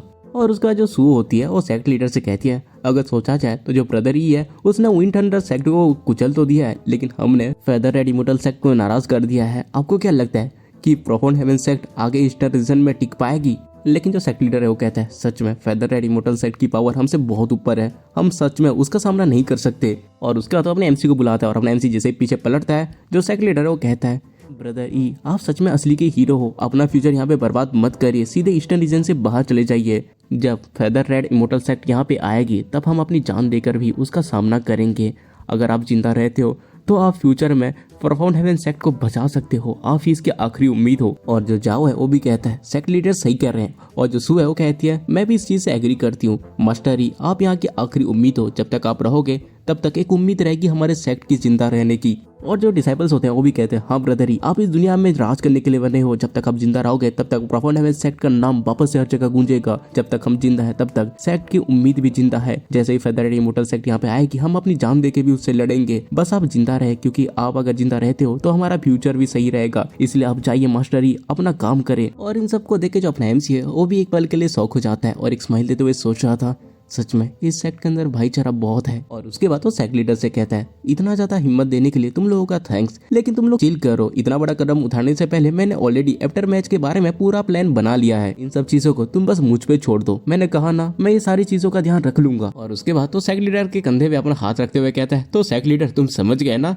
इसलिए अपना टाइम लेके इस जगह को अच्छे से लूट लो, मुझे कुछ अर्जेंट काम है इसलिए मैं थोड़ी देर के बाद आऊंगा। और उसके बाद वो पूरी तेजी से वहां से निकल जाते हैं और तभी हमारा सीन कट होता है और हम एक बैम्बू फॉरेस्ट को देखते हैं जहाँ पे कोई तो भाग रहा था और हमें पता चलता है ये कोई सुंदर कन्या होती है जिसका पीछा कोई तो कर रहा था। और वो चिल्लाते हुए कहता है, हे सुंदरी कहाँ पे जा रही हो, रुको जरा, थोड़े मजे करके जाते हैं ना। लेकिन इससे वो जो लड़की है वो बहुत ज्यादा गुस्सा हो जाती है और चिल्लाते हुए कहती है, यहाँ से भाग जा कमीने, मैं तुमको आखिरी बार कह रहा हूँ, मैं एक लड़का हूँ। और ये सुनते ही वो कहता है कि क्या एक लड़का? और हम देखते हैं उसके पीछे एक ठरकी बुढ़ाऊ पड़ा होता है और वो कहता है, चलो भी यार, ऐसा हो ही नहीं सकता कि तुम्हारे जैसा कोई एक लड़का हो, मुझे पता है तुम मुझे चूतिया बनाने की कोशिश कर रही हो और मैं तुम्हारी इन बातों पे बिल्कुल भरोसा नहीं करूंगा। और हम तभी उस लड़के को देखते हैं जो कि सोच रहा था, जरा देखो मुझे, सेंट्रल रीजन का सबसे strongest person, demonic flame sect का लीडर जो अपने एनिमीज को इधर उधर फेंक देता है, एक ट्रू इमोर्टल रियलम फाउंडेशन का पर्सन जो अपना एक कल्ट चलाता है जिसके अंदर बहुत सारे ताकतवर एल्डर्स हैं, मेरे अंडर 1000 नेशंस आते हैं और बिलियंस लोग मेरी पूजा करते हैं। और अब देखो मुझे क्या हो रहा है, मेरे एनिमीज एक साथ इकट्ठे हो गए और होली लैंड को भी उन्होंने मिला लिया और उसके साथ मेरे जो सेक्ट है उसको भी इधर उधर कर दिया और बचने के लिए मुझे खुद की ही कल्टीवेशन को उड़ानी पड़ी। और जरा अब देखो मैं एक ऐसी बेकार सी जगह में फंस गया हूँ जहाँ पे लोग मेरे ऊपर हंसते हैं, मेरा मजाक बन चुका है। और जब मुझे लगा ही था कि इससे बुरा क्या ही हो सकता है, तब एक ठरकी बुढ़ाऊ मेरी लेने की फिराक में है। और वो ये सब सोच ही रहा होता है कि तभी वो जो बुढ़ाऊ है वो कहता है, हे सुंदरी लड़के, तुम्हारे लिए बेहतर होगा कि तुम थोड़ा तेज दौड़ो क्योंकि मैं तुम्हारे पास पहुंच चुका हूँ। और उसके बाद वो उस लड़के के ऊपर कुछ नीडल से हमला करता है, लेकिन वो जो लड़का है ना वो क्रिम्सन फ्लेम शील्ड का इस्तेमाल करके उसको ब्लॉक करता है, लेकिन उसके प्रेशर से वो भी नीचे गिर जाता है और उसकी हालत थोड़ी सी खराब हो जाती है। और इसे देखकर जो बुढ़ाऊ है वो भी सौंकते हुए कहता है, आखिरकार कैसे एक फाउंडेशन स्टेज का बंदा मेरे गोल्ड कोल लेवल के मूव को रोक सकता है, शायद ये किसी मेजर सेक्ट का राइजिंग स्टार होगा जो यहाँ पे एक्सपीरियंस गेन करने आया है। और उसके बाद वो उसके ऊपर फिर से उस नीडल्स को फेंकता है और कहता है, फर्क नहीं पड़ता कुछ भी हो, पहले तो मैं इसकी इज्जत लूटूंगा, उसके बाद में जो होगा देखा जाएगा। हम देखते हैं वो जो बुढ़ाऊ के नीडल्स होते हैं ना वो उस लड़के के चारों तरफ जमीन में गड़ जाता है और एक सील्ड जैसा बना लेते हैं जिसके अंदर वो कैद हो जाता है। तभी वो जो बुढ़ाऊ है वो उसके पास आते हुए कहता है, और सुंदरी अब तुम्हारा हो गया, तुम कहीं जा नहीं सकती, इसीलिए गिव अप कर दो। और इसे देख के जो लड़का है वो सोच रहा था साला घटिया कमीना बुढ़ा, ये तो साला आज मेरी लेके ही रहेगा। और ये सब वो सोच रहा होता है कि तभी वो जो बुढ़ा हुआ है वो उसके मुंह को पकड़ते हुए कहता है ज्यादा रेजिस्ट करने की कोशिश मत करो स्वीट हार्ट, मेरे पास पूरा दिन नहीं है और अच्छे लड़के बन के रहो, तुम्हें ज्यादा दर्द नहीं होगा। लेकिन इससे वो जो लड़का है वो बहुत ज्यादा गुस्सा हो जाता है और कहता है साले ठरकी बुढ़े तू मेरी लेके ही मानेगा क्या। और उसके बाद वो अपने चूचियों को दिखाते हुए कहता है ये देख अच्छे से देख मैं एक लड़का हूँ। और इसको देख के वो जो बुढ़ा हुआ है वो चिल्लाते हुए कहता है कि क्या तुम सच में एक लड़के हो, मतलब तब से मैं एक लड़के का पीछा करके अपना टाइम वेस्ट कर रहा था। और तभी वो जो लड़का है वो कहता है देखा मैं मजाक नहीं कर रहा था, मुझे ध्यान से देखो मैं तुम्हारी तरह एक लड़का हूँ, इसलिए मेरा पीछा करना बंद कर दो। लेकिन तभी वो जो बुढ़ा हुआ है अपना हाथ उठाते हुए कहता है वैसे लड़के इतने बुरे भी नहीं होते। और जैसे ही उस लड़के को पता चलता है कि ये बुढ़ा आज उसकी गुफा खोद के ही रहेगा, वो बहुत ज्यादा गुस्सा हो जाता है और कहता है साले कमीने ठरकी बुढ़ाओ, लगता है तुम मानोगे नहीं, तुम उन लोगों में से हो जो कि लड़कों तक को नहीं छोड़ते, भले ही आज मुझे अपने कोर को उड़ाना ही क्यों ना पड़े, मैं तुमको मार डालूंगा। और इसको देखो जो बुढ़ा है ना उसके अंदर तक फट जाती है और वो कहता है अरे रुको रुको, एक इस तरह का क्रेजी स्पेल है, फाउंडेशन स्टेट का एक बंदा इस तरह के मूव को कर रहा है, नहीं ये रियल नहीं हो सकता। लेकिन वो जो लड़का है वो गुस्से से चिल्लाए कहता है लगता है तुम्हें पता नहीं, लेकिन तुमने गलत बंदे से पंगा ले लिया, अब तुम मरोगे ठरकी बुढ़े, अब जाओ मरो। और इतना कहते ही ना वो अपनी पूरी जान लगा के उसके ऊपर हमला करता है। और इसको देखो जो बुढ़ा हुआ है उसकी फट जाती है और वो कहता है अरे रुको रुको रुको, मुझे गलत मत समझो, चलो चाय पी के बात करते हैं ना। लेकिन वो जो अटैक है वो उस बुढ़ा को लग जाता है और उसकी हालत बर्बाद हो जाती है। लेकिन हम देखते हैं इस अटैक को करने से वो जो लड़का है उसकी भी हालत खराब हो चुकी थी, वो भी बहुत ज्यादा इंजर्ड हो चुका था। लेकिन वो देखता है कि वो जो बुढ़ा हुआ है वो मर चुका है और वो कहता है डैम इट यार क्या ही घटिया चीज है, मेरा कोर ऑलमोस्ट टूटने ही वाला था, अब मुझे जल्दी से एक सेफ जगह ढूंढनी होगी जहाँ पे बैठ के मैं नेक्स्ट मूव के लिए अपने आप को रिकवर कर सकूं। और ये सब वो कह रहा होता है कि तभी कोई कहता है वो साला कमीना मरना ही डिजर्व करता था, लेकिन तुम्हारे अंदर तो बहुत सारी चीजें भरी हुई हैं। और इसको देखते हुए जो बंदा है वो घबराते हुए पीछे पलट के कहता है कौन है वहाँ पे। और हम तभी देखते हैं वहाँ पे एक टकला आता है जो ये कहता है अरे शांत हो जाओ दोस्त, मैं तो यहाँ से बस गुजर रहा था, और हाँ मैं उस परवर्ट के साथ नहीं हूँ, मेरा भरोसा करो, मैं वैसे भी स्ट्रेट हूँ, इसलिए तो मेरे बारे में चिंता करने की जरूरत नहीं है, मुझे तुम्हारे पिछवाड़े के ऊपर कोई शौक नहीं है। और ये सुनते हुए जो लड़का है वो कहता है ठीक है फिर अगर ऐसी बात है तो चलो फिर चलते हैं, और मैं उम्मीद करता हूँ कि हम दोनों दोबारा कभी ना मिलें, बाय। लेकिन इतना सुनते ही वो जो बूढ़ा हुआ है उसके पास आ जाता है और कहता है लेकिन अगर मैं सच बोलूँ तो वो बंदा तुम्हारे आसपास भी नहीं था, मैं तो तुम्हारे जो छोटा सा पोटली है ना सिगरेट्स का उसके ऊपर इंटरेस्टेड हूँ, इसीलिए चलो देखते हैं क्या क्योंकि तुम्हारे दिमाग में क्या चल रहा है, तुम्हें इतने सारे पावरफुल डिवाइन एबिलिटीज कहाँ से मिले। और इसे देखो जो लड़का है वो कहता है साले घटिया बुढ़ाओ, मेरा फायदा उठा रहे हो जब मैं लड़ने की हालत में नहीं हूँ, साले तुम नरक में सड़ोगे। और वो सोच रहा था नहीं ऐसा नहीं हो सकता, मैंने अपना जो इतना बढ़िया कमबैक का प्लान किया था वो यहाँ पे खत्म नहीं हो सकता, मैं इस तरह से नहीं मर सकता, मेरा अभी तक कुछ हुआ भी नहीं है। और इन दोनों के यहाँ पे चल ही रहा होता है कि तभी वहाँ पे अपने एमसी की एंट्री होती है। और इसको देखते हुए जो बूढ़ा हुआ है उसकी फट जाती है और वो कहता है कि क्या एक नेल्सन सोल लेवल का कमीना यहाँ पे ये कैसे आ गया, और आखिरकार इस तरह की जगह में इस तरह का कल्टीवेटर क्या कर रहा है। और उसके बाद ना वो अपने एमसी से कहता है अरे सीनियर मास्टर आप यहाँ पे कैसे, मैं तो बस यहाँ से गुजर रहा था, ये पूरा का पूरा लौंडा आपका है, आप इसकी मारो या जो भी करो, मुझे उससे कोई लेना देना नहीं है। लेकिन जो अपना एमसी है ना उसके ऊपर अटैक करते हुए कहता है तुम जैसे घटिया लोग मरना ही डिजर्व करते हैं। और उसके बाद तो उस बूढ़ा को मार देता है। और इसे देख के वो जो लड़का है वो भी सोचा था पहले एक गोल्डन कोर वाला बंदा दिखाई दिया और आप ये नेल्सन सोल लेवल का, आज मेरा बैड लक ही खराब है सच में, क्या आज मैं यहीं पे मरने वाला हूँ। और तभी जो अपना एमसी है वो उस लड़के को देख के अपने सिस्टम से कहता है हे सिस्टम जरा मुझे तुम एक्सप्लेन करोगे, तुमने कहा था कि ये जो बंदा है वो एक ट्रू इमोर्टल और एक कल्ट का लीडर होगा, लेकिन इसको देख के तो ऐसा लग रहा है कि ये बस फाउंडेशन स्टेज का कोई बंदा है, क्या तुम मुझे ट्रोल कर रहे थे। लेकिन जो सिस्टम है वो कहती है मैं आपको ट्रोल नहीं कर रही थी होस्ट, ये सच में एक ट्रू इमोर्टल लेवल का कल्ट लीडर है, बात बस इतनी है कि उसका जो कल्टिवेशन है वो थोड़ी खराब हो गई है, मैं आपकी इंस्टिंक्ट आई को एक्टिवेट कर रही हूँ। और उसका जो अपना एमसी है वो उस लड़के को स्कैन करता है और पता चलता है उसकी जो आइडेंटिटी है वो है farmer demon flame cult leader जो कि ट्रू इमोर्टल कल्टिवेटर है, और उसका जो टैलेंट है वो है हेवनली ग्रेड का फायर स्पिरिट रूट। और ये देखती है जो अपना एमसी है वो सौखते हुए कहता है डैम ये तो सच है, और एक और बात मतलब ये सच में एक लड़का ही है। और उसके बाद ना वो उसको ऐसे घूरने लगता है और सोचा था वाह इसकी ये गोरी चमड़ी, इसके परफेक्ट फीचर्स, इसके लंबे और सिल्की हेयर, ऑनेस्टली अगर मैं बताऊं कोई भी लड़की इससे कम्पीट कर ही नहीं सकती, कोई भी आसानी से धोखा खा सकता है। और इसे देख के वो जो लड़का है वो भी सोचा था वेट ये आखिरकार मुझे इस तरह के हवस भरी नजरों से क्या देख रहा है, बेहतर होगा कि इसको लड़के पसंद ना हो। और वो गुस्से से अपने एमसी को देख रहा था, जहाँ पे जो अपना एमसी है वो सोच रहा था भले ये अभी फाउंडेशन स्टेज में क्यों ना हो, लेकिन इसके टैलेंट और एक्सपीरियंस की वजह से ये बंदा बहुत ही जल्दी वापस अपने लेवल में आ जाएगा, ये बंदा मेरा डिसाइपल अगर बन जाता है तो एक्चुअली में ये बहुत ही ज्यादा अच्छा होगा। और उसके बाद वो उस बंदे से कहता है, हे मैं देख रहा हूँ कि तुम बहुत ज्यादा एक्स्ट्रा ऑर्डिनरी टैलेंट के साथ हो, तो क्या तुम मेरे डिसाइपल बनोगे? इसीलिए आज से मैं तुम्हारा मास्टर हूँ। और ये सुनते ही वो जो लड़का है वो सौंकते हुए कहता है, एक्सक्यूज मी, अच्छा तो तुम मुझे अपना डिसाइपल बनाना चाहते हो? और वो सोचा था अब मुझे समझ में आया, ये बंदा मेरे सिगरेट के पीछे है, लेकिन भले ही ये मेरे ट्रेजर या मेरे नॉलेज के पीछे हो, ये साला घटिया नैनसेट लेवल का बंदा ये नहीं जानता कि ये किससे डील कर रहा है। पहले के टाइम पे कोई भी बंदा हमारे फ्लेम सेफ्ट के बाहरी सर्कल के दायरे में भी नहीं घुस सकता था, और देखो जरा ये नैनसेट लेवल का छोटा सा बंदा अपने आप को मेरा मास्टर कह रहा है। और ये सब वो सोच ही रहा होता है कि तभी जो अपना एमसी है वो कहता है, हे क्या हुआ? तुम्हारे फेस को जज करके मुझे ऐसा लग रहा है कि मेरे स्टूडेंट बन के तुम ज्यादा खुश नहीं हो। लेकिन ये सुनती हो जो वो लड़का है वो सोचा था, ये बंदा मेरे मास्टर बनने के करीब भी नहीं है, लेकिन अभी मैं इस हालत में नहीं हूँ कि मैं किसी के साथ फाइट कर सकूं, इसीलिए मुझे अभी थोड़ा सा यहाँ पे गेम खेलना होगा और अपने पावर को वापस लाने का वेट करना होगा, उसके बाद जाके मैं अपना सब कुछ कर पाऊंगा। और उसके बाद वो नीचे बैठते हुए झुक के अपने एमसी से कहता है, डिसाइपल होंग कोई नहीं आपको रिपोर्ट कर रहा है, आज से मैं आपका डिसाइपल हूँ। और ये सब कहते हुए जो बंदा है वो सोचा था, हाँ फिलहाल के लिए मुझे ये नाटक रचना होगा और एक दिन ऐसा आएगा जिस दिन मैं अपना प्राइड वापस से लूंगा। और वो ये सब सोच रहा होता है कि तभी जो अपना एमसी है वो कहता है, ठीक है फिर बढ़िया, आज से मैं तुमको लिटिल होंग कहूंगा। और ये सुनते ही जो होंग है वो सोचा था, क्या लिटिल होंग? और वो जरा गुस्सा हो जाता है, लेकिन वो कुछ कह नहीं पाता और कहता है, ठीक है मैं समझ गया मास्टर। और इसको देख के जो अपना एमसी है वो भी सोच रहा था, हाँ ये बंदा अपना फेक काइंडनेस दिखा रहा है, और ये बात ऑब्वियस सी बात है, जितनी ज्यादा स्ट्रगल होगी मैं उतना ही ज्यादा पावरफुल बनूंगा, और अगर ये धोखा देता है तब तो और भी ज्यादा मजा आएगा।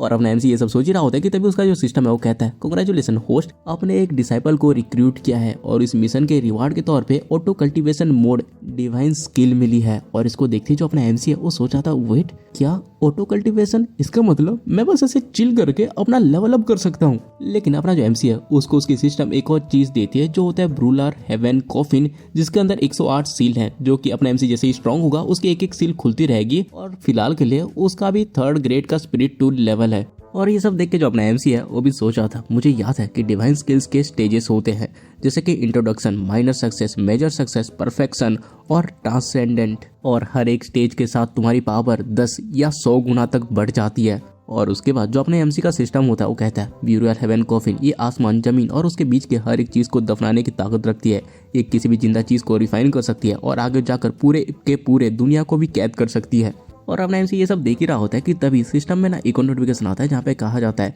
सिस्टम ने तुम्हारे टैलेंट फ्री अपग्रेड टाइम को डिटेक्ट किया है और तुम्हें रिवार्ड पे एक फायर टाइप की स्किल 3000 फायर सूत्रा मिली है। और उसके साथ अपने एमसी को एक और रिवार्ड मिला होता है जो होता है फायर ओरिजिन पिल, जो कि किसी के फायर रूट को फिक्स कर सकती है और वो उसको स्ट्रॉन्ग बनाती है। और ये सब देखे जो अपना एमसी है वो कहता है, ये कॉफिन तो एकदम डेंजरियस पोटेंशियल रखती है, शायद एक दिन ये खुद को एक दाव को भी दफनाने की ताकत रख ले।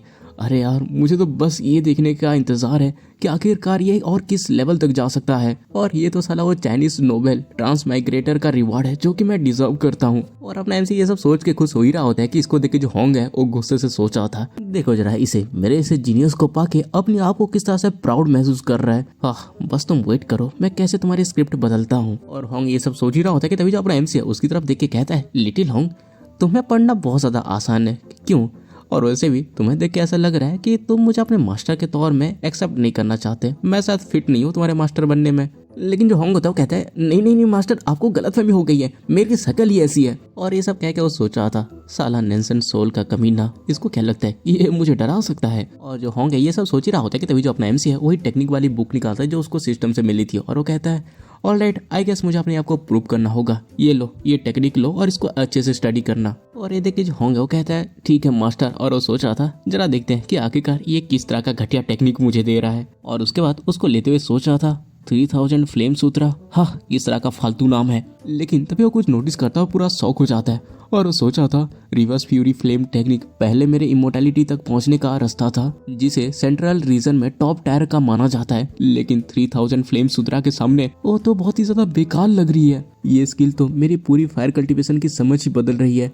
ये बस इमोर्टल रैंक तक ही सीमित नहीं है, शायद ये सेंट रैंक तक भी हो सकती है। और उसके बाद हमें कल्टीवेशन स्किल्स के रैंक बताया जाता है, जैसे कि मोर्टल स्पिरिट, प्रोफाउंड, अर्थ, हेवन, एक्सेल्ट, इमोर्टल और सेंट। और इधर हम होंग को देखते हैं जो कि बहुत ज्यादा सदमे में होता है, और वो कहता है, इसके साथ मेरी जो पावर है वो तो स्काई रॉकेट की तरफ बूस्ट खाएगी, इसके साथ तो बस ट्रू इमोर्टल ही काफी नहीं है, बल्कि उसके ऊपर मुझे जाना है। और होंग को इस तरह से देख के जो अपना एमसी है वो भी कहता है तुम्हारे फेस को देख के ऐसा लग रहा है कि तुम्हें सच में ये बहुत ज्यादा पसंद आई। और ये सुनते ही जो होंग है वो कहता है थैंक यू मास्टर, ये तो फायर है। लेकिन वो सोच रहा था आखिरकार इस तरह का बंदा, इसके पास इस तरह की ट्रेजर कहाँ से आई। लेकिन जो अपना एमसी है ना उसको वो फायर पील भी देके कहता है इस पील को लो और अपने कल्टीवेशन को बूस्ट करो। और इसको देखते ही जो होंगे उसकी तो और भी ज्यादा फट जाती है और वो कहता है 1 मिनट, ये तो फायर ओरिजिन पील है। और ये सुन के जो अपना एमसी वो कहता है ऐसा लग रहा है कि तुम्हें इसके बारे में पता है। और जो होंगे उसको लेते हुए कहता है क्या सच में ये सब मेरे लिए है। और वो सोच रहा था वो कल्टीवेटर्स जो फायर बेस्ड टेक्निक पे स्पेशलाइज्ड होते हैं उनके लिए ये फायर ओरिजिन पील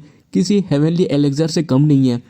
ये पील तो बहुत ही ज़्यादा बूस्ट प्रोवाइड करती है, यहाँ तक कि इमोर्टल्स भी इसके लिए फाइट करते हैं। तो आखिरकार इसके जैसे लो लेवल सेंट लेवल के पंख के पास इस तरह की लूट कहाँ से आई। यहाँ तक कि जब मैं अपने प्राइम में था तब भी मेरा हाथ यहाँ तक नहीं पहुँचा था। और होंग को इस तरह से सोचता हुआ देख के जो अपना एमसी है वो कहता है लिटिल होंग क्या तुम्हें मेरे गिफ्ट पे डाउट हो रहा है। लेकिन जो होंग है वो कहता है मास्टर मेरे अंदर आपके गिफ्ट को एक्सेप्ट ना करने की हिम्मत नहीं है, ये तो मेरे लिए बहुत ही ज्यादा खुशकिस्मती की बात है। और ये सब कह के वो सोच रहा था इस फूल को शायद ये नहीं पता कि आखिरकार ये सारी चीजें कितनी ज्यादा रेयर है, शायद इसको किसी एंशिएंट रूइन में मिला होगा, इसलिए मुझे शांत रहना होगा ताकि इसको पता ना चले। और जो अपना एमसी है वो तो होंग के मुंह को देख के सोच रहा होता है अरे यार इस बंदे की शक्ल को देख के तो ऐसा लग रहा है कि जैसे लाइव टीवी देख रहा हूँ, सब पता चल जाता है। और तभी जो अपना एमसी वो कहता है इस पेल को खा के यहाँ पे लेवल अप करो, मैं पीछे से तुम्हारा ध्यान रखता हूँ। और जो होंगे वो कहता है ठीक है मास्टर। और उसके बाद वो उस पेल को खा के वहाँ पे कल्टीवेट करने बैठ जाता है और उसकी कल्टीवेशन बहुत ही तेजी से बढ़ रही थी। और जो अपना एमसी है वो सोच रहा था फाउंडेशन स्टेब्लिशमेंट गोल्डन कोर और नेसेंट सोल बूम ये पहुंच गया। सच में ये तो पहले एक इमोर्टल था क्योंकि आधे घंटे के अंदर ये नेसेंट सोल लेवल में पहुंच चुका है। और तो जो होंग है उसका ब्रेक थ्रू हो जाता है और वो सोच रहा था एक क्लीन ब्रेक थ्रू सेंट्रल ड्रोमेन, तुम बस मेरा वेट करो, मैं तुम्हारे लिए आ रहा हूँ। और तभी वहाँ पे धुआं हो जाता है और वो धुआं जैसे ही हटता है जो होंगे वो खांसते हुए कहता है मुझे माफ कर देना मास्टर। और तभी जो अपना एमसी है वो कहता है चलो बढ़िया, चलो यहाँ से चलते हैं सेक्ट की तरफ और तुम्हें तुम्हारे अंकल से मिलाता हूँ। और उसके बाद हमारा सीन कट होता है और हम आउटसाइड प्रोफाउंड हेवन सेक्ट के ग्रैंड हॉल को देखते हैं जिसके बाहर बहुत सारे डिसाइपल्स खड़े थे और वो अपने एमसी के बारे में बात कर रहे होते हैं कि जो लॉर्ड ई है उन्होंने नेसेंट सोल के कल्टीवेटर को ऐसे मारा जैसे कि वो उसके लिए कुछ भी नहीं था। तुम्हें क्या लगता है कि यहाँ पे कोई उनका डिसाइपल बनने के वर्दी है। और ये सब वो बात कर ही रहे होते हैं कि तभी वहाँ पे अपना एमसी आता है और इसको देख जो डिसाइपल होता है वो कहते हैं देखो लॉर्ड ई आ चुके हैं। और तभी है ना वो उसके पीछे होंग को भी देखते हैं और वो कहते हैं आखिरकार ये आइटम कौन है, ये तो बहुत ज्यादा सेक्सी है। और जो होंग है वो इन सबको देख के कह रहा था हाँ ये सेक्ट तो मजाक यहाँ के सारे कल्टीवेटर्स ट्रैश है। लेकिन तभी वहाँ पे सेक्ट लीडर आता है और कहता है जूनियर ब्रदर ई आखिर ये कौन है। और जो अपना एमसी है वो उसके कंधे में हाथ रखते हुए कहता है अच्छा ये यहाँ का न्यू डिसाइपल है जिसको मैं रास्ते से उठा के लाया हूँ, इसका नाम है लिटिल होंग। तो लिटिल होंग इन सबको हाई करो। और ये सुनते ही जो जाओ और सू होते हैं वो दोनों शौक हो जाता है। और जो जाओ होता है वो कहते हैं कि क्या न्यू डिसाइपल, और जो सू होते हैं वो कहते हैं वेट पीक लॉर्ड ई ने एक लड़की ढूंढी और उसे अपना डिसाइपल बना लिया, नहीं ऐसा नहीं हो सकता। लेकिन तभी जो होंगे वो सीधे गुस्से से उसके पास जाके कहता है मैं एक लड़का हूँ। और जो सू होती है ना उसका लेवल देख के डर जाते हैं और कहते हैं कि क्या नेसेंट सोल। लेकिन तभी जो अपना एमसी है वो होंग के सर पे एक टपली मारते हुए कहता है लिटिल होंग थोड़ा रिस्पेक्ट दिखाओ, ये मेरी सीनियर सिस्टर है, इनसे माफी मांगो। और ये सुनते ही जो होंग है वो उससे माफी मांगता और सोच रहा था फिलहाल के लिए मैं दब के रहूंगा, लेकिन एक बार मैं डिवाइन ट्रांसफॉर्मेशन रियलम में पहुंच जाऊं तो उसके बाद मैं अपना बदला लूंगा। और उसका जो अपना एमसी है वो कहता है बढ़िया चलो तुम्हें सिखा सकते हैं। और आपकी जबकि जान पहचान हो ही चुकी है तो मैं सोच रहा हूँ कि मैं लिटिल होंग को मिस्टिक पीक में ले जाऊँ ताकि वो वहाँ पे सेटल हो सके। और ये सुन के जो सेक्ट हेड होता है वो कहता है कि ठीक है फिर तुम दोनों जा सकते हो। और इतना सुनते ही वो लोग वहाँ से निकल जाते हैं। और जो सेक्ट लीडर होता है वो कहता है पीक लॉर्ड सच में नेसेंट सोल का एक डिसाइपल लेके आ गया, राइट सच में ये बहुत ज्यादा क्रेजी है। और जो सू होती है वो कहती है हाँ एक दिन के अंदर ही जूनियर ब्रदर ई बस एक के बाद एक बॉम्ब गिराए ही जा रहे हैं। और उसके बाद हम कुछ टाइम के बाद का सीन देखते हैं जहाँ पे अपना एमसी और होंग मिस्टिक पीक में पहुंच जाते हैं। और जो अपना एमसी वो कहता है तुम्हें पता है तुम मेरे पहले चीफ डिसाइपल हो, इसलिए इनमें से कोई भी जगह पिक करके वहाँ पे तुम रह सकते हो। लेकिन जो होंगे वो तो देख के सदमे में होता है और कहता है ठीक है मास्टर। हम देखते हैं उसके सामने एक फटी हुई झोपड़ी होती है और इसे देख के जो होंगे वो सोच रहा था ये जगह तो पूरा कचरा है, इवन जो फायर डिमन सेक्ट के सर्वेंट का हेडक्वार्टर होता है वो भी इसे 100 गुना ज्यादा बेटर होता है, क्या सच में मुझे यहीं पे रहना होगा। और यही सब वो सोच ही रहा होता है कि जो अपना एमसी वो कहता है एक चीज तुम याद रखो होंग कि बस कमजोर लोग ही अपने आसपास की चीजों को देख के कंप्लेन करते हैं, जबकि एक असली मर्द हर जगह पे रह सकता है। और कल्टीवेटर्स उनको तो इस जगह से कोई फर्क ही नहीं पड़ता। और हाँ मुझे ये बात पता है कि ये जगह थोड़ी गंदी है लेकिन इसको तुम खुद ही साफ कर लेना। और जो होंगे वो अंदर से सोच रहा था कोई प्रॉब्लम नहीं है गुरुजी, मैं जिस तेजी से आगे बढ़ रहा हूँ मैं बहुत ही जल्दी टॉप लेवल में पहुंच जाऊंगा। और उसके बाद ईजू लिन तुम बस मेरा इंतजार करना। और उसके बाद हमारा सीन कट होता है और हम फेदर रेड इमोर्टल सेक्ट को देखते हैं जिसके अंदर कोई तो बंदा था जो कि बहुत ज्यादा गुस्से में लग रहा था। और ये बंदा होता है ट्रू इनहेरेट हॉल एल्डर जू यांग। और उसके सामने एक बंदा बैठा होता है और वो कहता है मास्टर मैंने सब चीज बर्बाद कर दी। मैंने एल्डर मू से कहा था कि उस पिल को मेरे फादर के पास लेके चले जाएं और अब एल्डर मू के डेथ से मुझे बहुत ज्यादा चिंता हो रही कि मेरे फादर की जो सेक्ट है वो डेंजर पे है, इसलिए मैं वहाँ पे जाके खुद से देखना चाहता हूँ। और ये बात सुनते ही जो एल्डर जू यांग होता है वो कहता है जाओ तुम्हें पता है ना मैंने आखिर तुमको अपने डिसाइपल के रूप पे क्यों एक्सेप्ट किया था। और तो जो जाओ होता है वो कहता है ये इसीलिए क्योंकि मेरे पास इमोर्टल सन बॉडी है, इसका मतलब ये है मेरे पास इमोर्टल बनने का एक चांस है। लेकिन तभी जो एल्डर जू यांग होता है वो कहता है ये बस उसका एक हिस्सा है, मैंने तुम्हारे अंदर एक सीरियस एम्बिशन देखा है, एक ऐसा पर्सन जिसके पास पावर की भूख हो, वो ऐसी छोटी छोटी चीजों से पीछे नहीं हटता। ट्रू इनहेरेंस कंपटीशन बहुत ही जल्दी आने वाला है, इसलिए तुम्हें उसके लिए प्रिपेयर करना होगा। दूसरे डिसाइपल्स को बीट करो और टॉप स्पॉट को क्लेम करो, उसके बाद सेक्ट तुमको और भी ज्यादा रिसोर्सेज देगा, ये तुम्हारे पास एक बड़ा चांस है।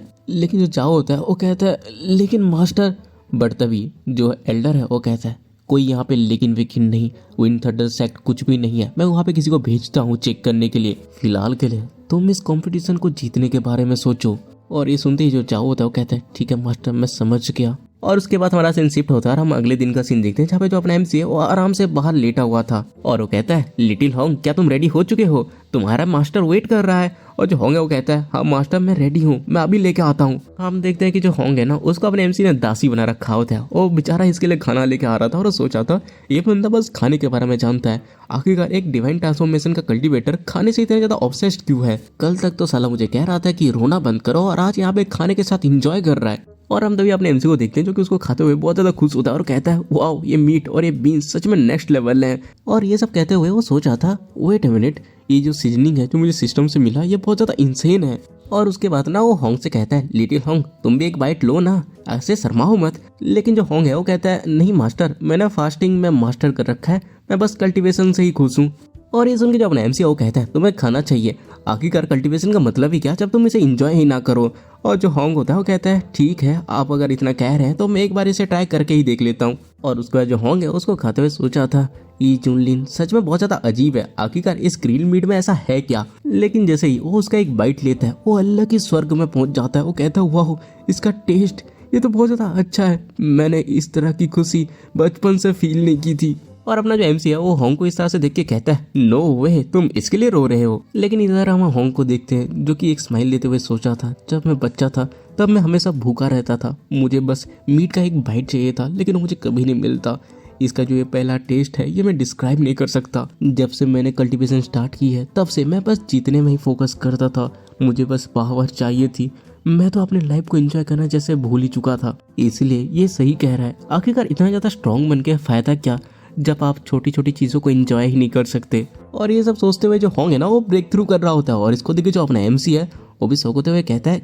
वेट एक और ब्रेक थ्रू, नेंसेंट सोल येली मिड लेट पीक परफेक्ट और अब डिवाइन ट्रांसफॉर्मेशन, नो वे ये बच्चा ब्रेक थ्रू कर रहा है वो भी बस खाना खाने से। सच में यार इस बच्चे के पास कुछ तो टैलेंट है। और तभी जो होंग है वो भी देखता है कि वो डिवाइन ट्रांसफॉर्मेशन लेवल तक पहुंच चुका है। और तभी जो अपना एमसी होता है वो कहता है लिटिल होंग कांग्रेचुलेशन तुम डिवाइन ट्रांसफॉर्मेशन के लेवल में पहुंच चुके हो, मैं बहुत ज्यादा खुश हूँ कि तुम ऑलमोस्ट मेरे लेवल में आ चुके हो। और जो होंग होता है वो सोचा था मुझे नहीं लगा था कि मैं डिवाइन ट्रांसफॉर्मेशन इतनी जल्दी पहुंच जाऊंगा, आई गेस इस पागल मास्टर और स्टूडेंट का जो बॉन्ड है ये बहुत ही जल्दी खत्म होने वाला है।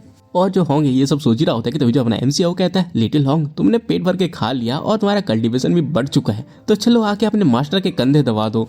लेकिन ये सुनते ही जो होंगे वो बहुत ज्यादा गुस्सा हो जाता है और वो सोच रहा होता है आखिरकार तुम्हारी हिम्मत कैसे हुई मुझे ऑर्डर देने की जबकि मैं ऑलरेडी डिवाइन ट्रांसफॉर्मेशन लेवल में पहुंच चुका हूं। और उसके बाद उसके ऊपर हमला करते हुए कहता है साले छोटे डिवाइन ट्रांसफॉर्मेशन के कल्टीवेटर निकल जाओ यहाँ से। और उसका अटैक उसके ऊपर लगने ही वाला होता है कि तभी वहाँ पे एक बंदा आता है और कहता है कि पीक लॉर्डी जल्दी से आप आइए, जो सेक्ट लीडर है उन्होंने आपको मिलने के लिए बुला है डिस्कशन हॉल पे क्योंकि एक बहुत ज्यादा अर्जेंट मैटर आ चुका है उसके बारे में डिस्कस करनी है। और जो अपना एमसी है वो कहता है कि क्या एक और टास्क, जबकि बस एक ही दिन हुए हैं। और इस लड़के के आ जाने से जो होंग है वो अपने एमसी को नहीं मार पाता और वो गुस्से से सोचा होता है क्या ही वेस्ट है, मुझे कितना ज्यादा अच्छा अपॉर्चुनिटी मिला था। लेकिन ये जुनली हमेशा अपने डिफेंस को लेकर कितना ज्यादा सीरियस नहीं होता, इसलिए मेरे पास बहुत सारे चांसेस हैं। और ये सब वो सोच रहा होता है कि तभी जो अपना एमसी है वहाँ पे निकल जाता है और जाते हुए कहता है, लिटिल होंग, तुम्हारा मास्टर अभी थोड़ी देर के बाद आता है, तुम्हारी टेक्निक सच में बहुत अच्छी हो चुकी है, इसलिए मैं जैसे ही रिटर्न आ जाऊंगा वैसे ही मेरे कंधे दबा देना। और उसके जाते ही जो होंग है वो गुस्से से चिल्लाते हुए कहता है, साले कमीने बुढ़ाओ, तुम मुझे अपने नौकर की तरह ट्रीट कर रहे हो। लगता है उसी टाइम पे बिना हेजिटेशन के तुम्हें मार देना चाहिए था। और उसके बाद हमारा सीन डिस्कशन हॉल की तरफ शिफ्ट होता है जहाँ पे सारे लोग बहुत ज्यादा परेशान होते हैं और तभी वहाँ पे अपना एमसी एंट्री मारता है और इसे देख के सब लोग कहते हैं पिक मास्टर ई। और तभी जो अपना एमसी है वो पूछता है, क्या हुआ यहाँ पे, सब लोग इकट्ठे क्यों हैं, कुछ हुआ है क्या।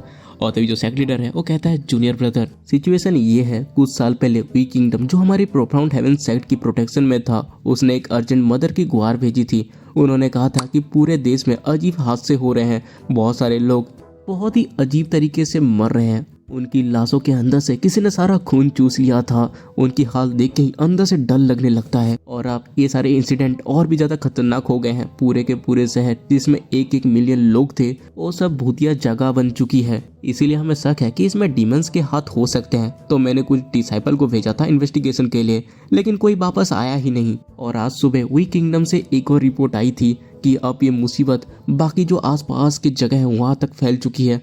अगर ये और बढ़ी तो पूरे वेस्टलैंड तबाही में डूब जाएगा और इसका असर आगे जाके हमारे सेक्ट पे भी पड़ेगा, जिससे हमें न्यू डिसाइपल्स को रिक्रूट करने में बहुत ज्यादा मुश्किल हो जाएंगी। और ये सुनते ही जो अपना एमसी है वो कहता है, क्या ये सच में इतना ज्यादा भयानक है और इन सब के पीछे जो पर्सन है उसको किसी ने नहीं देखा। लेकिन अभी जो सू है वो कहती है, शायद जो लोग इसे देख चुके हैं वो अब तक मर चुके हैं। अगर ये सब ऐसे ही चलता रहा तो प्रोफाउंड हेवन सेक्ट जल्दी ही नीचे गिर जाएगा और धीरे धीरे ये पूरी तरह से गुमनाम में चला जाएगा। वेस्टलैंड पहले से ही कल्टीवेटर्स के लिए बंजर जगह है जहाँ नेल्सन सोल लेवल के एक्सपर्ट तक आसानी से राज कर सकते हैं। फिर यहाँ पे ऐसी चीज कैसे उठ गई जो हमारी सेट की ताकत से भी बाहर है। और तो जो अपना एमसी वो कहता है, हमारे डिसाइपल्स की तरफ से एक भी जवाब नहीं आया, क्या इन सब के पीछे कोई और भी ज्यादा शक्तिशाली ताकत छुपी हो सकती है। और अपना एमसी ये सब कह ही रहा होता है कि तभी उसके सिस्टम में उसका एक और क्वेस्ट आता है जहाँ पे उसको वी किंगडम में ट्रैवल करना पड़ेगा और आखिरकार इन सब का रूट क्या है उसको ढूंढना होगा। और जैसे अगर वो इस क्वेस्ट को कंप्लीट कर लेता है तो उसको बहुत ही तगड़ा रिवार्ड मिलेगा। और ये देखिए जो अपना एमसी है वो खुश होते हुए सिस्टम से कहता है, सिस्टम तुम्हारी टाइमिंग हमेशा परफेक्ट होती है। और उसका जो अपना एमसी है वो सेक्ट लीडर से कहता है, सेक्ट लीडर, मैं आपकी सोच समझ सकता हूँ। आपने जिस हिसाब से बताया ये मुसीबत कुछ साल पहले वी किंगडम में शुरू हुई थी और अब तक उसी जगह की सबसे ज्यादा बुरी हालत है। इसका मतलब है कि उसका जड़ वहीं पे छुपा है। मैं खुद जाके वहाँ पे इन्वेस्टिगेट करूंगा। और जो सेक्ट लीडर होता है वो कहता है, बहुत बढ़िया जूनियर ब्रदर ई, आपकी जिम्मेदारी का जो एहसास है वो सच में बहुत ज्यादा काबिल तारीफ है। आप इसे संभाल रहे हो, इसका मतलब ये है कि ये जो मुसीबत है ये जल्दी ही सुधर जाएगी। और ये सुनते ही जो अपना एमसी है वहाँ से निकलते हुए कहता है, तुम लोग बस यहाँ पे वेट करो मेरा, मैं जल्दी अच्छा न्यूज़ लेकर आ रहा हूँ। और जो सेक्ट लीडर है वो कहता है, मैंने तो कहना खत्म भी नहीं किया था। और जो सू होती है वो कहती है, हाँ पिक लॉर्ड सच में बहुत ज्यादा दमदार है। और तभी जो जाओ होता है वो कहता है, क्या पिक लॉर्ड ही सच में इस तरह के अजीब चीजों को हैंडल कर पाएंगे। और जो सू है वो कहता है, अरे बैल बुद्धि, आखिरकार इस वेस्टलैंड में ऐसा कौन है जो कि डिवाइन ट्रांसफॉर्मेशन लेवल के एक्सपर्ट को हरा सकता है। और तभी जो सेक्ट लीडर है वो भी कहता है, हाँ सही कहा, लेकिन अगर वो इसे सॉल्व नहीं कर पाए मतलब वेस्टलैंड सच में खत्म हो जाएगा। और तुम लोग अपने कल्टीवेशन में फोकस करो, इधर उधर टाइम बर्बाद मत करो। जूनियर ब्रदर जो एक्सपेक्ट करके बैठे हैं उस पर खरवाए उतरो। और उसके बाद हमारा सीन कट होता है और हम देखते हैं कि अपना एमसी और होंग वी किंगडम की तरफ बढ़ रहे होते हैं। और जो होंग है वो अपने एमसी को देख के सोच रहा था, डिस्कशन हॉल से निकलते ही ऐसे सुनसान जगह की तरफ भागना और वो भी वी किंगडम जैसी जगह पर, ठीक है मेरे लिए रास्ते में कहीं तुमसे निपटना और भी ज्यादा आसान हो जाएगा, बस मुझे एक मौका मिल जाए। और उसके बाद वो लोग वी किंगडम में पहुंच जाते हैं जहाँ पे जो अपना एमसी है वो देख के कहता है, ऐसा लग रहा है कि जो बैंडिट्स हैं वो विलेज के ऊपर अटैक कर रहे हैं, जरा देख के आते हैं चलो। और इसको देख के जो होंग है वो भी सोचा था, अरे यार इस तरह की छोटी छोटी चीजों के लिए भी हमें यहाँ पे आना पड़ रहा है। और उसके बाद हम वी किंगडम में देखते हैं और ये जगह होती है वी किंगडम का ब्लोसम विलेज, जहाँ पे जो विलेज चीफ होता है वो एक बंदे के सामने गिड़ाते हुए कह रहा था, बहादुर वॉरियर्स, हमारे गाँव गरीबी के लिए जाना जाता है, जो कुछ भी है वो बस यही है, हमारे पास बस कुछ पालतू जानवर है जैसे मुर्गियाँ, बत्तख, गाय और भेड़ बकरियाँ। अगर इन्हें लेना चाहते हो तो ये सब ले लो, लेकिन बस मासूम गांव वालों की जान बख्श दो। लेकिन वो जो भी बंदा होता है वो एक डरावनी स्माइल देते हुए कहता है, आखिर तुम्हारे ये जानवर कौन चाहता है, मैं तो तुम सबको चाहता हूँ। और ये बंदा होता है ब्लैक विंड वाइल्ड सिटी का मास्टर, जो कि सबको मारते हुए कहता है, black wind strong hold leader के सामने झुक जाओ और शायद तुम्हारी मौत ज्यादा दर्दनाक नहीं होगी। और तभी उसके जो चेले होते हैं ना उनमें से एक कहता है, सब लोग यहाँ से दूर हट जाओ, जो लीडर है वो अभी अपनी डिवाइन टेक्निक को यूज करने वाले हैं। और उसके बाद वो बंदा अपने टेक्निक का इस्तेमाल करने लगता है, जिसको देखते ही वहाँ पे जितने भी गाँव वाले होते हैं सारे डरने लगते हैं और कहते हैं, प्लीज हमें मत मारो, तुम तो एक मॉन्स्टर हो, प्लीज हमें छोड़ दो। और इन सबको देख के जो होंग होता है वो कहता है, क्या डार्क आर्ट। और वो सोच रहा था ये टेक्निक बिल्कुल सेंट्रल रीजन में एक पुराने जाने पहचाने वाले की लग रही है, लेकिन वो तो सेंट्रल रीजन के सीक्रेट सेक्ट के हाथों मारा जा चुका था। और होंग ये सब सोच ही रहा होता है कि तभी जो अपना एमसी है वो होंग से कहता है, क्या तुमने इस टेक्निक को पहचान लिया? लेकिन जो होंग होता है ना, वो अलग ही शक्ल बनाते हुए कहता है, नहीं मुझे तो बस ये थोड़ी शैतानी लग रही थी। और जो अपना एमसी वो कहता है, तो आखिरकार ये किस तरह का एटीट्यूड है बच्चे? और तो जो होंग है वो सोचा होता है, अगर ये वही पर्सन है तो जितना सोचा था ये जर्नी उतनी ज्यादा सिंपल नहीं होने वाली। और उसके बाद हम गाँव वालों को देखते हैं जो की मदद की भीख मांग रहे होते हैं, वो दर्द में चिल्ला रहे थे। और तो जो अपना एमसी है उस बंदे के कंधे में हाथ रखते हुए कहता है, तुम्हारी खून की भूख यहाँ पे खत्म होती है। लेकिन इससे वो जो बंदा है बहुत ज्यादा गुस्सा हो जाता है और अपने एमसी की तरफ एक पंच मारते हुए कहता है, आखिर तुम हो कौन जो कि मेरे प्लान्स को बर्बाद करना चाहता है? क्या तुम यहाँ पे मरना चाहते हो? लेकिन अपना एमसी उसके हाथ को एक उंगली से टच करता है और उसके हाथ के चीथड़े उड़ जाते हैं। और इससे वो जो बंदा है वो बहुत तेजी से दर्द में चिल्लाता है। और जो अपना एमसी वो कहता है, आखिर इतना ज्यादा गुस्सा होने की क्या जरूरत है? अभी तक तो हमने प्रॉपर बातचीत भी नहीं की। और अपने लीडर की इस तरह की हालत को देख के उसके जो चेले होते हैं ना, वो भी शौक होते हुए कहते हैं, लीडर। और अपने एमसी को देख के उस बंदे के फट जाती है और वो कहता है कि ये तो डिवाइन ट्रांसफॉर्मेशन का कल्टीवेटर है, प्लीज मुझे जाने दो। लेकिन जो अपना एमसी है वो कहता है, पहले तुम ये बताओ कि तुम आखिर आए कहाँ से हो? और जो बंदा है वो कहता है, मैं पहले वी किंगडम के रॉयल पैलेस पे एक गार्ड था, लेकिन मैंने ऐसा कुछ देख लिया जो मुझे नहीं देखना चाहिए था, इसलिए प्रिंस ने मुझे मौत की सजा दी। लेकिन मैं ऐसे बिना जस्टिस के मरना नहीं चाहता था, इसलिए मैं अपनी जान बचाकर वहाँ से भाग निकला। और जो अपना एमसी वो पूछता है, तुमने ऐसा क्या देखा था वहाँ पे? और उसके अलावा तुमने ये डार्क आर्ट कहाँ पे सीखी? और तो ये जो बंदा है वो कहता है, मैंने देखा कि जो प्रिंस है वो बार बार पीछे वाली पहाड़ियों में छुप छुप के जाते हैं, लेकिन मैंने कभी हिम्मत नहीं की वहाँ पे जाके इन्वेस्टिगेट करने की। और जहाँ तक डार्क आर्ट की बात है, तो मैं जब उससे भाग रहा था उस टाइम पे मुझे एक मिस्टीरियस ऑर्गेनाइजेशन मिली जिन्होंने मुझे ये सिखाया, लेकिन मुझे उनकी असल पहचान के बारे में कुछ नहीं पता। और ये सुनते ही जो अपना एमसी है वो पूछता है, और उन्होंने तुमको सिखा दिया, वो भी बिना कुछ रिटर्न में मांगे? और तभी वो जो बंदा वो कहता है, उन्होंने मुझसे सिर्फ ये कहा था कि मैं इस टेक्निक का इस्तेमाल करके दूसरों के एसेंस और खून को एब्जॉर्ब कर सकता हूँ ताकि मैं अपने कल्टीवेशन को आगे बढ़ा सकूं। इसीलिए अपने आप को प्रोटेक्ट करने के लिए मैंने हमेशा उनके इंस्ट्रक्शन को माना और इसके आगे मैं कुछ नहीं जानता। और ये सुनते ही जो अपना एमसी वो कहता है, ऐसा लग रहा है कि इसके पीछे एक बहुत बड़ा ऑर्गेनाइजेशन है जिसकी हरकतों को देख के ऐसा लगता है कि शायद इस तबाही से वो जुड़े हो सकते हैं। लेकिन तभी जो होंग है वो तो ये सोच रहा होता है, ये टेक्निक सीखने का तरीका ये बिल्कुल उस जैसा है, क्या वो अभी भी जिंदा हो सकता है? लेकिन मुझे ये समझ नहीं आ रहा कि आखिरकार वो वेस्टलैंड में क्यों आएगा। और होंग ये सब सोच ही रहा होता है कि तभी जो अपना एमसी है वो होंग से पूछता है, तो लिटिल होंग तुम्हें क्या लगता है? और जो होंग है वो कहता है, मुझे इतना कुछ आइडिया नहीं है। लेकिन ये सब कहते हुए वो सोच रहा था, अगर ये सारी क्लैमिटी उसी का क्या धरा है तो ई जुनलिन जैसे छोटे से डिफाइन ट्रांसफॉर्मेशन लेवल का कल्टीवेटर उसको रोकने के लिए काफी नहीं है। और शायद ये जो वी किंगडम है वो ई जुनलिन के लिए फाइनल डेस्टिनेशन हो। और उसके बाद हम अपने एमसी को देखते हैं जो कि उस बंदे से कहता है, चलो देखते हैं कि क्या तुम कुछ छुपा तो नहीं रहे। और उसके बाद वो उसके मेमोरीज को चेक करता है जिसके अंदर उसको कुछ लोग दिखते हैं। और उसका जो अपना एमसी है उसको छोड़ देता है और कहता है, ये झूठ नहीं बोल रहा था, लेकिन मैंने एक जरूरी बात पता लगाई है, हमें जल्दी से वी किंगडम के रॉयल पैलेस पहुंचना होगा। और अपना एमसी ये सब कह ही रहा होता है कि तभी जो होंग होता है और उन सारे लोगों को जला देता है।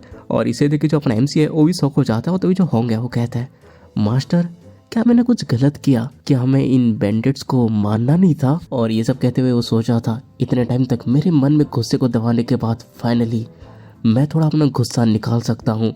मतलब इस बंदे ने बिना कुछ सोचे जिंदा उन लोगों को जला दिया। और इधर अपना जो एमसी है वो भी कहता है, अरे नहीं कोई बात नहीं, आराम से तुम कर सकते हो। और जो गांव वाले हैं ना वो भी बहुत ज्यादा खुश हो रहे थे। और उसके बाद हमारा सीन कट होता है और हम वी किंगडम के रॉयल पैलेस को देखते हैं जहाँ पे एम्परर वी बैठा था। और वो कहता है, हाँ यार, पिछले कुछ सालों में वी किंगडम की आबादी 30% तक गिर चुकी है। अगर ये ऐसा ही चलता रहा तो मेरा राज्य बहुत ही जल्दी तबाह हो जाएगा।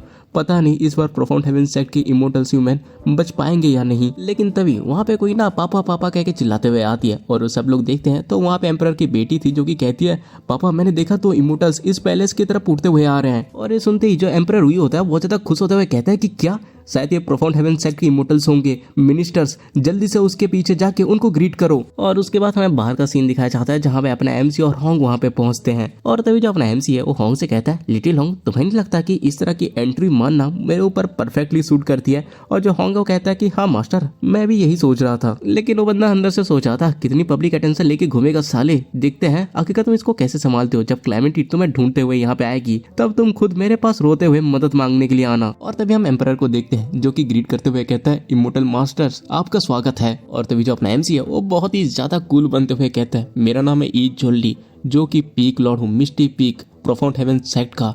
मैं यहाँ पे तुम लोगों के क्राइसिस को दूर करने आया हूँ, इसलिए तुम लोगों को अब डर में जीने की कोई जरूरत नहीं है। और तभी जो एम्परर हुई होती है वो कहती है, मैं यहाँ के सारे लोगों की तरफ से आप सबको ग्रेटिट्यूड करता हूँ, और इमोर्टल मास्टर्स अगर आपको किसी चीज की जरूरत हो तो प्लीज आप मुझे बोलिएगा। और ये सुनते ही जो अपना एमसी है वो कहता है, मेरे और मेरे डिसाइपल के लिए एक आराम करने वाली जगह अरेंज करो। और जो एम्परर है वो कहता है कि ऑफ कोर्स मैं आपको खुद उस जगह पे लेके चलता हूँ इमोर्टल मास्टर्स। और इधर ये दोनों ना इस तरह से मस्त ढोस जमा ही रहे होते हैं कि तभी हम देखते हैं कि इनको ऊपर कोई तो नजर रख रहा था, जो कि कहता है, हाँ बस peak lord profound heaven sect के और अपने आप को क्या ही समझ रहे हैं ये लोग। साला मैं कब से अपने मास्टर के डिवाइन ट्रांसफॉर्मेशन के पीक ब्रेक थ्रू के लिए एक अच्छी बलि ढूंढ रहा था, और देखो कौन आ गया मेरे पास। तुम लोग परफेक्ट टाइम पे आए हो।